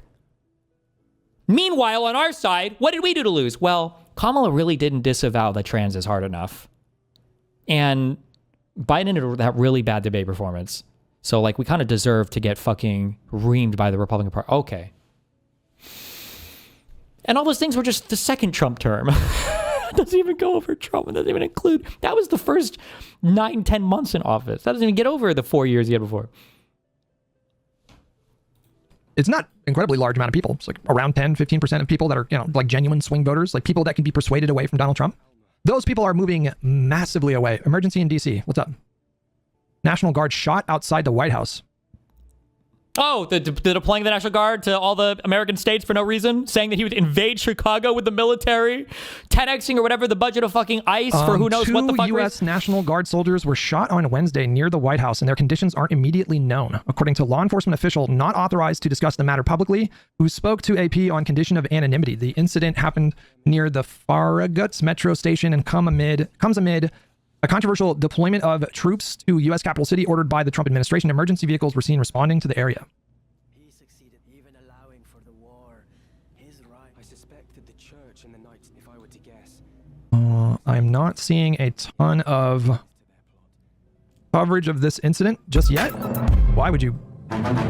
Why does he have a machinima or anything like that? It's like your job. Isn't that for like your bowls and stuff? No, like, females have flubbers. Oh, so it's a male and female? Get them good to go. Yeah. Just like brush them off. Is this like a donut can thing? Actually be like if he donates enough? Or? Large. Hide like a little turtle? Get a thing or sorry. Jesus. That's not good. It's been 84 years. There are Twitter pictures with the guy's brains on the ground. That's not good. Oh, because he's covering National Guard was shot near the White. He's supportive of the. They'll get over it. We have no idea if it's politically motivated. We just lack critical information, and so we'll wait for more of that. My head around this fact that effectively you're not trying to eliminate the voter base, if I heard you correct. You're not necessarily trying to eliminate the Republican Party. You're trying to, through effectively, in my opinion, trumping up charges of insurrection for anybody supportive of the Trump administration. You're trying to disallow 25% of the representatives of the United States from office. Based. Okay, one. What about first-term Trump supporters? Right, it's 2016. They changed their mind. Oh, then I go now. They changed their mind between Trump. Oh, okay, so now we changed their minds. Okay, great. I'm glad we have that. I guess that's what they changed their mind in 20. Far lefty and conservative tiers with $5. Do you, Pisco or Josiah, regret burning the Destiny Bridge now that his cases seem to soon be dismissed? One, he was a strong ally. The now Destiny opposed. Bridge. I need people to just be normal human beings. Oh, based. Okay. I need people to just be normal human beings. For Christ's sakes. It doesn't have to be this way. We can just choose to be just like normal human beings. True, but not MAGA though. Just not them. I do not. What I am not interested in, because we've been stun locked enough, is this chat already. I am not going to go down a rabbit hole discussing this issue. I think there will be a time in the future, like a dedicated time, to go into some more details. But to answer your question, I do not regret like putting space between myself and, I can just speak for me. I do not regret putting space between myself and Destiny. But you don't, there doesn't need to be this extra layer of answer. Got him. No, hang on. I said I wasn't gonna get stun locked. Well, that conversation can happen another time. We're not doing that right now. 2027. Yeah. No. Okay. Too late. When's the cutoff date? Right? Was it? And I'm honestly asking this. Cutoff date was January 20th when Biden came to office. Based. When Biden came to office. It was January 7th, 2021. Even more based. Even more based. Okay. Right. So I guess. Hutch, I'd really like you to clarify, are you okay with the presidential candidate proposing the special prosecutor plan during the 2028 campaign trail? No, I don't think that the next Democratic president, I mean, first of all, like, forget about the ethics. I don't think that's What? Two things. All right, so nobody asked, but I asked for myself. So he says the normal human beings, like, this is kind of relevant, okay? Because again, the reason why he distanced himself from you is also because of the anti-fan shit, right? And it's because of he knows you as a simulacra, but not because of you as a person. Anyway, the point is that because he's so afraid of the Republicans, and he's afraid of backlash, I wonder, like, this seems consistent to me, because if he thinks that the anti-fans have moved the needle in such a way where he is addressing a simulacra of you, just like how he has to address a simulacra of an environment that the Republicans have created. That's one observation I've kind of made. Would you say that's kind of valid? I have no idea. I think that for me, I think it's just too much of a storm of crazy shit and way too much pressure, people doxing and harassing everything around me. And so it's easier to take a step back. I think there's more to do with that. And initially everything did seem pretty fucked, I think. Right. Okay, sure. So the second one is I have a big problem with Hutch saying to appeal to the moderates. I think that this is ultimately a very toxic lens to view getting electoral power. Do you think that it is way better to say, fuck appealing to the moderates, let's just turn out our base? I think it should be I think that people, because of how on the side, because of how like radical all the politics have gotten, I think people confuse like appealing to the moderates with appealing to like the moderate portion of your base. Like I think the Democrats could probably do a better job at appealing to like the moderate left But I don't think you have to appeal to like the moderate MAGA. I think that's crazy. And some people seem to say appeal to moderates, and it feels like they're almost saying like, oh no, we should try to appeal to Republicans more. I don't think that's what that means, but some people conflate it that way. Oh, you're right. Yeah. Okay. Yeah. No. Okay. Yeah. I got you, dude. Okay. Oh my God, dude. I'm sorry. I'm getting pissed alongside with you. Okay. Good. All right. All right. Good luck. Bye. Bye. Got him. Politically smart. I don't think that is... Actually, it really depends on how the next 3 years play out. So, to answer your question, I'll withhold judgment. Like, because it's possible that Donald Trump, like, really... I mean, not that he hasn't already lost his mind, but it's possible that it blows up 1,000 times worse than it is right now. And at that point, we're in completely new territory, and I might have a different answer. So, I'm going to give you a cop-out answer and say that it really just depends. You have to look at your hands and see the blood on them. So I have... Okay, I have a problem with what Destiny is proposing, right? And I'm guessing there's a lot of room for agreement for whatever Staxium is proposing. Yeah, I mean, look. No worries. So my issue with what Steven is saying is that there's no exit ramp, right? Like this sounds to me like purging the Ba'athist Party, right? And there won't be any repercussions from that, right? We'll just get rid of them. But these people don't go away, right? And in fact, this is all obviously just an intellectual exercise because none of this is rooted in any kind of realistic framework. This is all just like theory. We're having a conversation. Should there be Nuremberg 2.0? I don't even know if we have the mechanism to enforce something like that. Is there a legal framework for Nuremberg 2.0 for the Trump administration? Probably not. Not in the way that they're talking about here. It's all just about like, theoretically, would it be better to do Nuremberg 2.0? But the whole conversation is just about like, would it be better to do that? Were that an actual feasible option? But it's not going to happen. So it's all just theory, right? Them and their supporters are well armed. So what we were saying is that we're going to take a maximalist position, not just against the ringleaders, which I can agree with. Like I believe I imagine Saxon's position, right? Hey, let's have accountability for the people who are in charge, right? But everyone down the rung, right, in terms of elected office, right? But yes, you aren't talking about arresting Republican voters, true, right? But Republican voters are going to take it as offense, as this is everything that they've always feared, right? That the Democrats are finally coming for them, and now we have to take action, right? That is like the clearest clarion call for violence I've ever seen. Okay, then we go to that stage. If that's what they want. If that's how they feel. Okay. Dude, that's so fucking dumb. Like 9.9 times out of 10, liberals would lose a civil war. That's like the fucking stupidest shit I've ever heard. Not me with my fucking Anaconda Colt 44, motherfuckers. I'm showing up. Anaconda. Sorry. Gonna take me a little bit longer to reload and fire off successive shots, but I'll just, you know. Okay, what? Seriously? Okay, so a quarter of the population gets disbarred because we're still in the political or a quarter of the representatives get disbarred. They use that as a clarion call in order to rally the troops, saying, left-wing authoritarianism has finally come to America. Obama is, in the Jade Helm bunker about to launch nukes and 5G internet and all that bullshit. They got hundreds of thousands of motherfuckers to walk. I saw about the National Guard's members were keeping an eye on that. On Congress, and then boom, we're in an actual shooting civil war. You think liberals win that? What the fuck are we talking? We have all like the gang committing people with the pistols and not Republicans like fat and dying in their cars anyway. You're not particularly good shooters. Sorry to the blacks. Well, whoa. What are we doing here? Am I getting TOS here? Excuse me, all of our trans furry people seem to be quite adept shooters. Oh my God. True. Do I need to fast forward this? 0.6% of the population. You're trans Tifa stickers, and I just... one last thing I thought these second problems, right? I just, and I apologize because I keep interrupting you, but like, Destiny, my problem is like, there is no path within your framework that you're presenting for reintegration, because that's how you actually heal a divided society, right? They thought that after Reconstruction, and I think it was a mistake. The idea that we need to massively, Germany didn't do that. I think they've had a much better run with their Nazi issue than we've had with our... The need for some kind of reconstruction was a lot more intense after the Civil War than it is right now. Like, things are bad right now, but it's not a hot Civil War, right? Ace with $10. A huge problem I have with lefty dialogue online is incessant quibbling over theory. The actual cause is moved forward 0%, and all it does is make debate bros feel like they have huge e-peens. I don't know if that's necessarily just limited to the left. I mean, you see all kinds of insane theoretical debates happening in right-wing spaces right now. Like, should women have rights is like a normal debate topic in the red pill space, Or, racial xenophobic issue. I think there is a reason why you need to have an accurate accounting process for what's happened. And the idea that everybody's allowed to come back scot-free. I'm not disagreeing with an accounting process, right? That actually should happen. If that's what you're talking about, great, right? But the way you're formatting this is that this accounting process means just a blanket accusation against anyone with an R on their name, right? That's the problem in terms of the elected officials, right? And they also it sucks, but this is my country. It's kind of how it works. You should just I know. I get the moral outrage. I'm moral outrage against those people, right? But I'm talking about a practical and a practical sense, right? That the way to actually heal this would be that. Like, I'm curious, and this is a question for both chats, right? Everybody. I do read both chats, by the way. I saw some accusations otherwise. What do you guys think is the most likely way that the country moves away from MAGA? Or I don't know if there's a better way for me to phrase that. We just forget everything and pretend nothing ever happened. Likely way that LOL. MAGA fails as a political movement. Yeah, we forget everything and move on. LOL. Jacob, doing nothing? Yes. Consequences, accountability. Yes. Do nothing. These are very broad. True. There are legal consequences, there are political consequences. Let's do nothing. There's legal accountability and political accountability. Just kidding. As long as the president doesn't lead the same way you handle a street gang. Wait, how do you handle a street gang? I don't even know. Throw them in jail, or do you fight them, or what do you do? Your question is incredibly broad, to be fair. Well, isn't the point of this debate about making sure that something like Trump never happens again? I thought that was like the crux of the conversation. True. Nick with $5, I used to argue that online debate was more than just political theater, but this fan fiction BS is making me self-reflect. I mean, this whole conversation just feels like memes. You know, we have to sort of read between the lines to understand True. what the conversation is actually Gotta be about. more realistic. Because I don't think it's literally about, should we do Nuremberg 2.0? We should. How did appeasement work before, huh? So, like, what in your mind, what would be appeasement? What would be the option that looks like appeasement? There should be legal consequences. What if the, so like, Don't say what if in terms of like legal consequences, there are very limited options because of the presidential pardon? I mean, that is something that you have to contend with. And I don't know if there are any easy answers to that.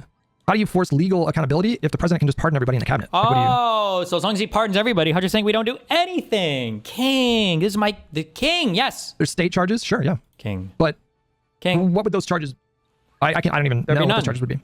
Yeah, state charges in Georgia, yeah, and in New York. They're gone. Those were state charges. The Georgia ones are a constitutional amendment. That would be the most ideal situation there. You would have to constitutionally enshrine a binding, you know, legal code of conduct. I'm not sure. The only way we could get rid of the immunity decision is by amending the Constitution, right? True. Them not being able to run for public office is a good bar. I'm just not sure if that's an attainable bar. Can't even do that. The bare fucking minimum. That doesn't seem like, in terms of practical solutions. The bare How minimum. wouldn't it be? How would you? Are you taking Destiny's position in terms of like making sure that every elected Republican can never run for Congress again? Based. Or run for office again? Is that what we're talking about? How is that attainable? How is that attainable? It's literally in the Constitution. Well, it's unattainable in the same way that like a constitutional amendment to repeal the Second Amendment is not practical. Like, sure, it's possible, but there really is that. Does anybody think that's going to happen? It's in the Constitution. We did it after the Civil War. You're talking about like using the constitutional amendment about insurrections. Is that what you mean? Well, what does it look like, you guys? What are you talking about specifically? Get into specifics here. Section 3, 14th Amendment. Get them, guys. Are you talking about a more targeted thing against like Trump cabinet officials? Or are you talking about trying to establish that every elected Republican in the country can be charged with insurrection? Hell yeah. Or can be deemed to have done an insurrection and thus blocked from public office? Are we really saying that is hell yeah practical? Yep. Get them. Get them. The combo Destiny had with Connor the next day was more serious and far less memey. Okay, maybe we'll make some. I mean, I would love to hear the serious conversation. This is the serious conversation. It's only for the oath takers. True. Context for all of this conversation is that there is no way to create rules and laws to contain an actor that doesn't value rules and laws. True. True. That seems a bit absolute to me. Oh, well, that's how it Even goes. with Trump's lawlessness during his second term, he's still been constrained by the system. Really? I'm curious, forgive me if you've already mentioned this, but what punishment do you see? None.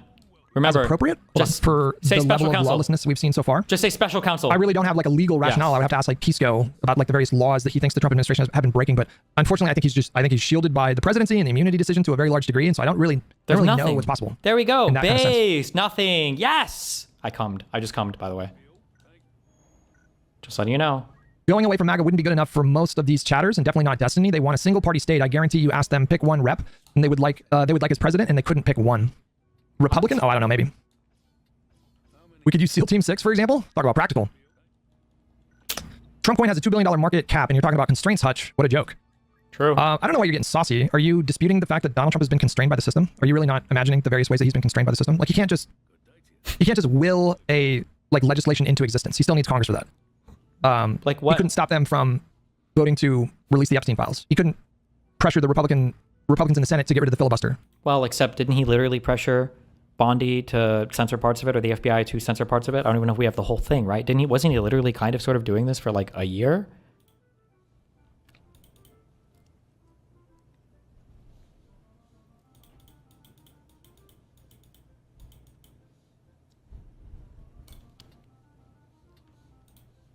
Like, he has obviously, but the courts have checked him a number of times. Like, obviously he's been somewhat constrained by the system, right? We do that counting, right? Especially at the top layer, right? We prosecute a Trump figure. Yeah, he tried to I have no doubt that Donald Trump thinks that he should just have the authority to just say like Brad Pitt and Fury, like shoot that guy. Or in the case of Comey and Letitia James, I have no doubt in my mind that his authoritarian impulses make him believe that he should have the authority to just be like, throw that person in jail. But or obviously there are them, limitations there. Which he did indict them. He's been barely constrained. I just think this is such a flawed way of looking at it. If he was barely constrained, do you understand? Like, do you think that Donald Trump compares Just to be clear, Hutch doesn't understand what constraint of the law means. This is what constraint means. Have you ever heard the saying, some people are only alive because it's illegal to kill them? That's constraint. There's a thing you want to do, and the law prevents you from doing it. That's constraint. If you're doing whatever the fuck you can, and you're seeing what judges check you on afterwards, that's not the purpose of the judicial branch. That's not what it's there for.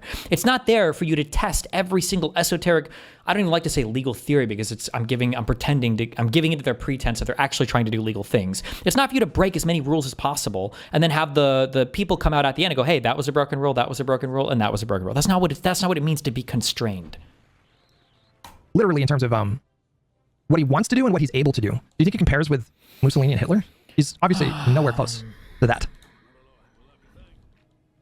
That is a bit insane, right? They all started somewhere. That's true. That's true. That's certainly true. Well, Marco Rubio or Pete Hegseth, right? We go after those individuals. But for the rest, all right, and maybe some other people a little further down. But for the rest, you have to give them a way to get on board, right? To understand, okay, this was bad, right? I apologize. I admit my mistakes, but I don't necessarily have to go to prison for that, right? And that invites you to I'm just talking about people being disbarred from running for office. If you have a different set of consequences, you can be some. I have a historical question, just because we're talking about Nuremberg. I do know that there were only like 150 officials that were charged. If you were just like a Nazi soldier, were you barred from running for office? I believe so. I believe anyone who was involved in the regime. Okay. I'm sorry. Yeah, don't ask Rock. Yeah. I could be wrong though. So, but I believe everyone involved in the regime. I think the one thing that is like I definitely agree with the severe accounting process. I definitely agree with the pretty severe accounting process, but I definitely disagree with Connor, where he's specifically saying that like if this occurs, we're gonna have like a civil war on our hands. I think this is such a cult of personality that the moment that Trump like steps down, there's not gonna be this sort of rallying cry that's centralized in any sort of way. But yeah, I definitely think that a blanket. Wait a minute, would Trump be? Will we even bother to trial with him? Because if all that Stephen is asking for, he can't run for office again. But he can't run for office again. Well, he's already done his 2 terms, right? He's not going to do a 3rd term. You know, there's some ideas floated that he could be like House Speaker, and I don't know. They're coming up with some kind of machinations to try to extend his political life, but I don't think any of it is serious. Well, why even bother to trial with Trump? It feels like you just don't think that anything Trump has done is bad. Do you not think that there should be consequences? I don't really understand where that's coming from. Huh? Wait, did that was that a straw man? Did that chatter just straw man him? Just because Hutch said that between presidential immunity and mass pardons, there's basically nothing you can do, that doesn't mean that Hutch is saying there's nothing you can do. Where would you even get that idea from? Yeah, so we're paying attention to the National Guard thing in DC. I'm waiting for more updates on that. I'm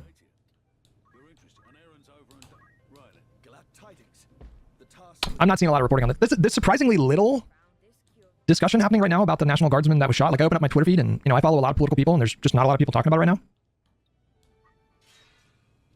now. On a scale of 1 to 10, how terrible of a person leader could you rate Hitler, Trump, and Obama? So, like, if Hitler is literally 1,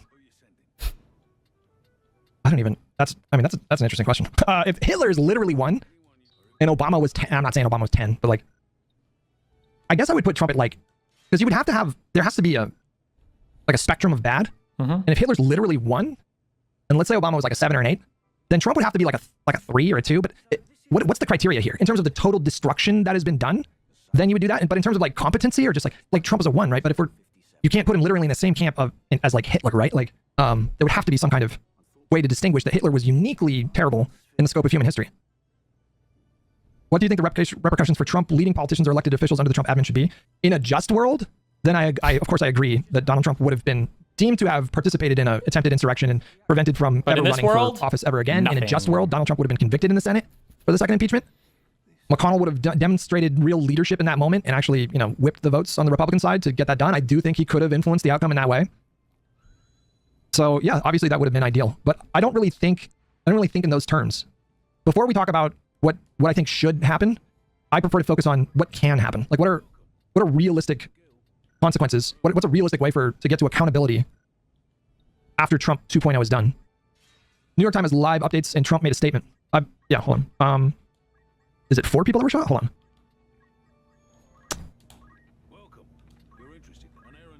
Local police had cordoned off several blocks of the surrounding area as emergency workers tended to the apparent victim, who was loaded into an ambulance with his mouth and nose covered in blood.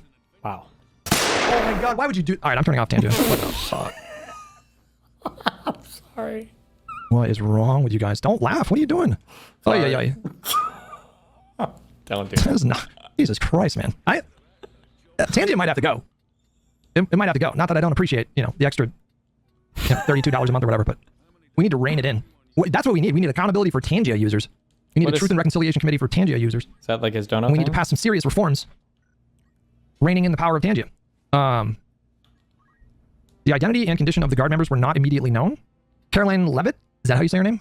The White House press secretary said that officials were aware and actively monitoring this tragic situation. The president has been briefed. President Trump was in Florida for Thanksgiving holiday. Secretary Noem sent a statement posted to social media that her department was working with local law enforcement to gather more information. President Trump, who's in Palm Beach, Florida for the Thanksgiving holiday, just posted on social media about the shooting in Washington. The animal that shot the 2 National Guardsmen, with both being critically wounded and now in 2 separate hospitals, is severely wounded, but regardless will pay a very steep price. God bless our... Hold on. Okay, so the guy who shot the National Guard is, according to Trump, critically wounded. Or severely wounded, both. God bless our great National Guard and all of our military and law enforcement. They're truly great people. I, as President of the United States and everyone associated with the office of the presidency, am with you. Evidence markers could be seen in a large cordoned off area around Farragut West Metro Station, located at the corner of 17th Street. That's what it looks like. I'm guessing these are shell casings. And it looks like 1, 2, 3, 4, 5, 6, 7, 8. That says 19 here. That could be a lot of shots that were fired off.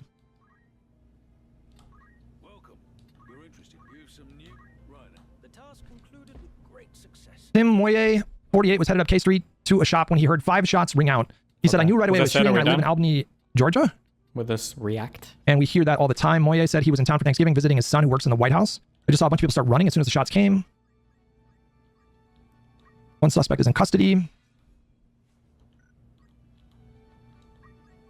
The witness said they heard five shots. Yeah. Excuse me. Starting to lose my voice a little bit. National Guard members were from West Virginia National Guard.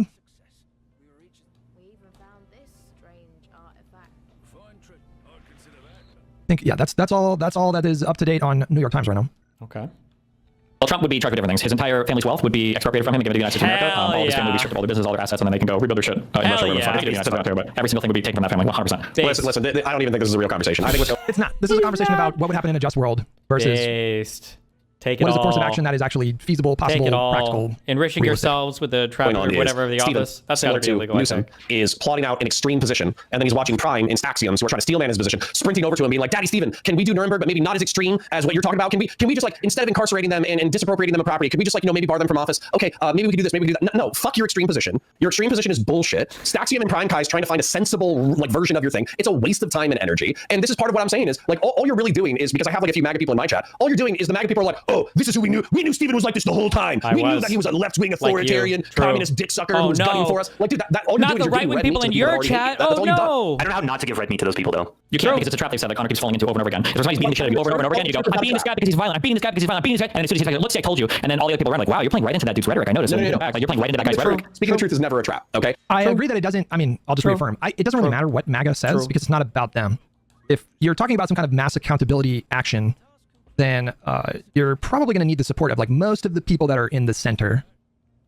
So again, it doesn't really matter. Like MAGA people, they're going to claim that Democrats are crazy, violent communists no matter what. Who cares? We already know that that's what they're going to say. And by the way, like the reason why MAGA is being hoisted by its own petard is because it's done what you did, but it's painted itself into a corner. Okay, it has taken the base and shaken them by the shoulders for decades. That you've mentioned as well. Rush Limbaugh is arguably the beginning of this, and they've taken them by the shoulders and they've shaken and screamed in their face. The elites are all pedophiles. They're all monsters. You're being.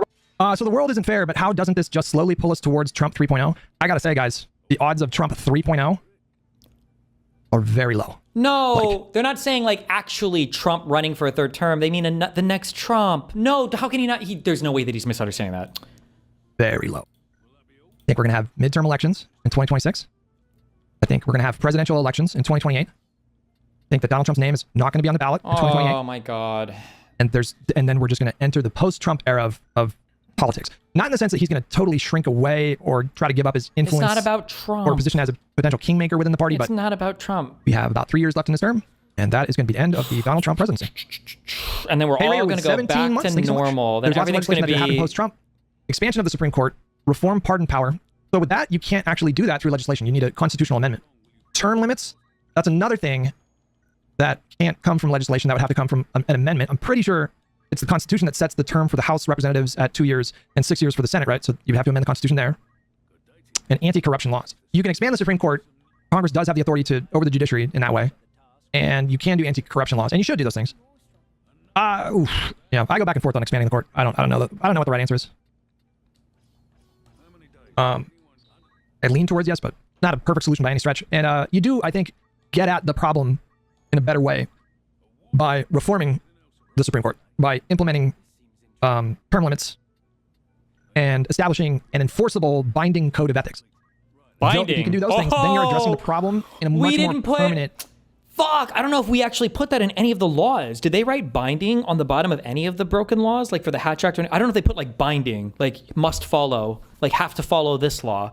We need more binding stuff. Fuck, I don't know how often I see that word at all. Binding. I don't know. They need that. We got to have binding in all of them, I think. We should go back and add binding to all of them. Way than just like stacking the court. But I mean, I don't know what to do about a 6-3 conservative majority Supreme Court that we're probably all going to be living with for at least another 20 to 30 years. Like, I don't even You know.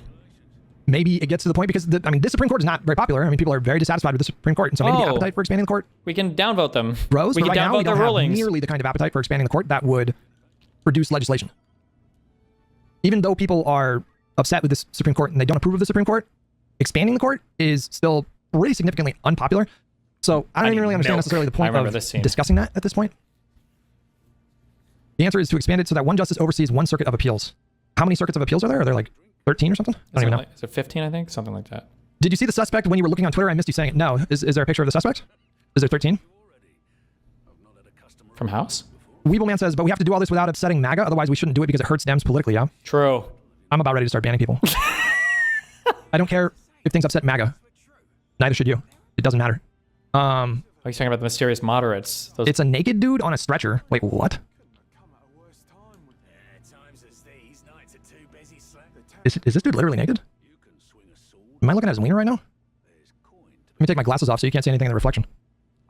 Yep, that is a naked guy. Why the fuck is he naked? Is he naked to address the wounds? Like, I don't even see any wound. There's a naked man on a stretcher. Is he naked? Yes? I don't know. Maybe he's got underwear on? I really don't know. That's a bit odd. Okay. The Holy Dragon.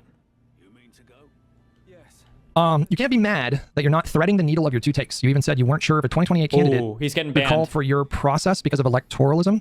No, I don't think I was vague about that. I said very specifically that the 2028 candidate should not run on Nuremberg 2.0. And I don't even care about the ethics. I'm saying politically that's not going to be very smart. In 2028, what's very likely going to motivate voters is like affordability shit, just like standard issue political calculations. Okay. But I also said that a lot can change. Like if Donald Trump like literally sends SEAL Team 6 to murder Barack Obama, then we're in a completely different landscape. And so I'll have a different answer then, I assume. Really? Globalist. The international globalist, post-racial, progressive communist. Only one? By the way, remember what I just said. Only one. If Donald Trump orders the assassination of somebody, that's going to be what they're saying. Only one. He's only killed one person. Do you know how much more he could do? Do you know how much worse it could get? Leninist, whatever things, they're all going to kill you. And what's happened is they've radicalized their base to the point that, yes, they have power. But now they're turning into the leopards eating faces party. Well, at least the leopard is not going to eat my own face. Donald Trump was forced to, against his will, release the Epstein files because his own party turned against him in reference to it. Yep. So once again, you're trying to. I don't understand what I don't know what argument. I think Connor is making an argument that I'm frankly making, which is there's a problem with this conversation. There's a problem because there seem to be these established premises that are just not accurate. And one of these premises is this idea that Donald Trump is just like this unstoppable force right now. He got his 2 terms. Dollars are dying with $10. If and he got a Supreme Court pick, and they've gotten their unhinged to support them. Just expecting politicians to adopt unpopular positions because you think it's right won't happen. Yeah, I agree. True. I agree. Me too. There can be a grassroots campaign to, form a political action committee or form an advocacy group, and the entire purpose of your advocacy is to pressure politicians to hold Trump accountable. Like, you can do that. You don't need politicians for that. You can start doing that tomorrow if you want. What argument are you trying to make here right now? I don't know what argument. The argument that I'm trying to make is that you are trying, for some reason, on the verge of Donald Trump being politically irrelevant within a year. The National Guardsmen are dead? Oh boy, that's awful. I can't believe the governor tweeted that. Why are people... It's breaking news, bro. Were you seeing that? Why? Breaking news. It rots the mind. Grassroots Hegemon. Boy, oh boy. Thank you so much for 10 gifted memberships. Breaking... It is with great sorrow we can confirm that both members of the West Virginia National Guard who were shot earlier today in Washington, D.C. have passed away from their injuries. These brave West Virginians lost their lives in service of their country. We are in ongoing contact with federal officials as the investigation continues. Our entire state grieves with the families, their loved ones, and the Guard community. West Virginia will never forget their service or their sacrifice. We will demand full accountability for this horrific act. Wow. I want to be tactful about my thoughts there. What were they even doing in D.C.? What were they even doing there to begin with? I mean, obviously, all responsibility is on this deranged lunatic who... like this is not like political violence becoming more and more common is horrible. Hold on, let me backtrack. I have no idea if this is political violence. We don't know. I'm accepting that premise. I don't know why I did that. This could literally just be a crazy person. We have no idea. We will wait for more information. You're arguing that you should adopt and mirror Trump's rhetoric and political positions. It's fucking stupid as shit. Because the issue you're running into is you're viewing Trump as a single moment, a single discrete moment in time. No, I'm not. Let Destiny finish, and you respond. Trump. Yeah, but Trump is also one of the things that caused Trump is the fact that there's no accountability for conservative derangement, and there's never been accountability for conservative derangement, so they'll continue to be deranged. You keep saying that, like, well, we need to let people back. You don't prove them right. Prove them. An unfortunate shortcoming of democracy is that sometimes voters make really stupid decisions. And I don't like their decision that they made in 2024, but that's the decision that they made. And but one of the reasons it's all too. Do we just like follow? Is that democracy? Are we a passive observer of the democratic process, or do we try to dip our hand into the stream of public thought to try to direct the currents in a different way? Is that not the point of what we do? Are we really just here to be I'm merely a passive observer of the law? Who says that? What's that quote from? Fuck. What am I thinking of? What movie am I thinking of? The guy, he says it. Oh, fuck. What am I thinking of? Rick and Morty? No. No. I'm merely here to be a passive observer of the truth. Oh, it was Daniel Craig's character in Knives Out. That's what he said. I got it. Oh, you got it. Good job, L series. I feel like this is a very heavy-handed way of like avoiding the possibility of voters making bad decisions. But at the end of the day, they made a really bad decision in 2024, and that just happens in democracy sometimes, and it's not tight and it's not great. So let's help them not make it again. 2 months. Appreciate it, buddy. Let's not make that decision again. Shouldn't we do that? Did you like Dem's decision to not hold a primary? I don't know. I don't know. I don't know if that would have been the difference maker. It's just, she had 107 days to campaign, and if we would have done a miniature primary, you could argue that it would have lended more legitimacy to her campaign. It would have muted that line of attack. I'm not convinced that would have made the difference. I haven't really seen any polling to back that up. But there were no good options. Sidmeister says the primary idea was stupid. I don't even think it was stupid, you know? Like, I think you could have done a miniature. I mean, the whole thing was extraordinary. The whole situation was extraordinary. For a candidate to drop out a little over 3 months before the election was unprecedented, right? True. Or in that kind of way. Maybe there's a precedent for that. I really don't know. But either option was bad, because if you do a miniature primary, okay, now you only have 107 days, but now you're taking away like 30 days. Those are 30 days where you could be campaigning. You're up against Donald Trump, who has insane name recognition. Kamala, voters didn't really know a lot about her. And so she was up against it, and she was up against the clock, and it's just like I don't know. I think that was probably the best move. I think that was probably the best option, is just anointing her, because I think she would have won anyways. I think she would have won that primary anyways. And so, yeah. Them right about what? They say the exact same things that I say when they're talking to themselves, and then when they come to the liberals, like, oh, you guys can't do that because it would be horrible. And then they go and they do the horrible things. The difference is, for some reason, you believe them when they criticize the liberals, but you're not listening to them when they're giving strategy to their own political operatives. True. Okay, so hold on. Let's say that you win this rhetorical game, okay? Is the remainder of American politics for the next 10 years until the entire republic collapses is effectively like a tit-for-tat race to the bottom between extreme lefties and extreme rightoids? Because effectively... Right now, it's just a Republicans stabbing us in the back over and over and over and over and over again. I see. Let him finish and you can answer that. What I see on the left now, it's starting to pick up right now is I see like I said, I've mentioned the 4 things that I think PF Young is right about that are causing people to crave political radicalism. And I see liberals in their desperation to go after Trump, normalizing socialists and normalizing communists. And you are rhetorically paving the way through which they can use extremist rhetoric in order to seize power. Who's to say that the next Trump is going to be right wing? It could be some left wing fucking socialist degenerate piece of shit. So why the fuck would we make that path easier? There it comes. What was the question? I don't remember the question. What was the beginning part of this before you did this whole swear around? Why? I think that's a good question from Connor. I didn't even think about that. If you want to encourage this kind of action, how can you be sure that the person that is elected running on that kind of a thing wouldn't just be an insane authoritarian lefty?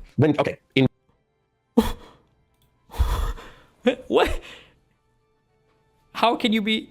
When the cop shows up to arrest you for breaking the law, isn't the cop technically just like assaulting you, battering you, and kidnapping you, and then falsely imprisoning you? Isn't this really... What? Is he any worse than the actual guy who was a kidnapper? What? 1 year, we're going to hit the midterms. It's probably going to be a Democrat sweep. Oh, I remember. You were saying that I'm doing a race to the bottom. We've been racing to the bottom, led by the Republican Party. Saying that if you do fuck shit, there are going to be consequences. It's not a race for a bottom. Fuck shit seems like a very, seems a little vague. It's stopping the race to the bottom. It's not a thing where you punish back. You avoid crimes that they're not even guilty of. I do. I think they committed insurrection. I think you make the argument for it. No. Insurrection means that you're trying to interrupt a governmental process through like violence or whatever. The people who are MAGA who support Trump, they might support a person who engaged in insurrection, but they themselves are not insurrectionists. Supporting an insurrectionist is engaging in insurrection. Supporting an insurrectionist is in and of itself definitely engaging in insurrection. That's what it means. If you're supporting somebody in rebellion. The 14th Amendment, go ahead and read me it. Just read the text. It says, or somebody who's aided the enemies thereof.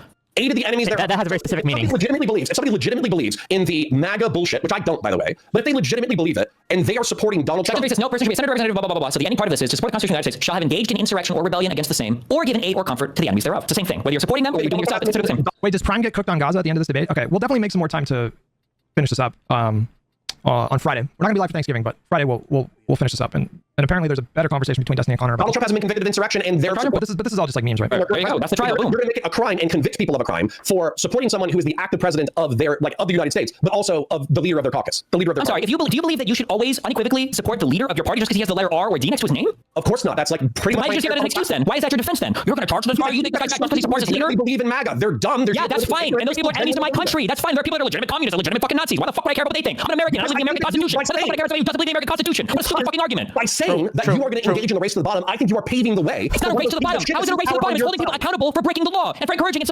by charging. Sorry, did he say every elected Republican at every level? Yeah, I did. Can I get a rough estimate for that? Like,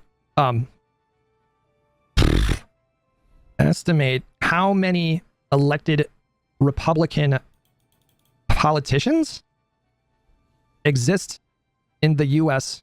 in total, including all state, local, and federal seats. That would be, it would be. I'm gonna guess. I don't even know. It would be. I don't even fucking know. Is it like 30,000? I have no idea. At least 3. We know that. At least 3. Okay. Why did I watch this? Why are you guys triggering me?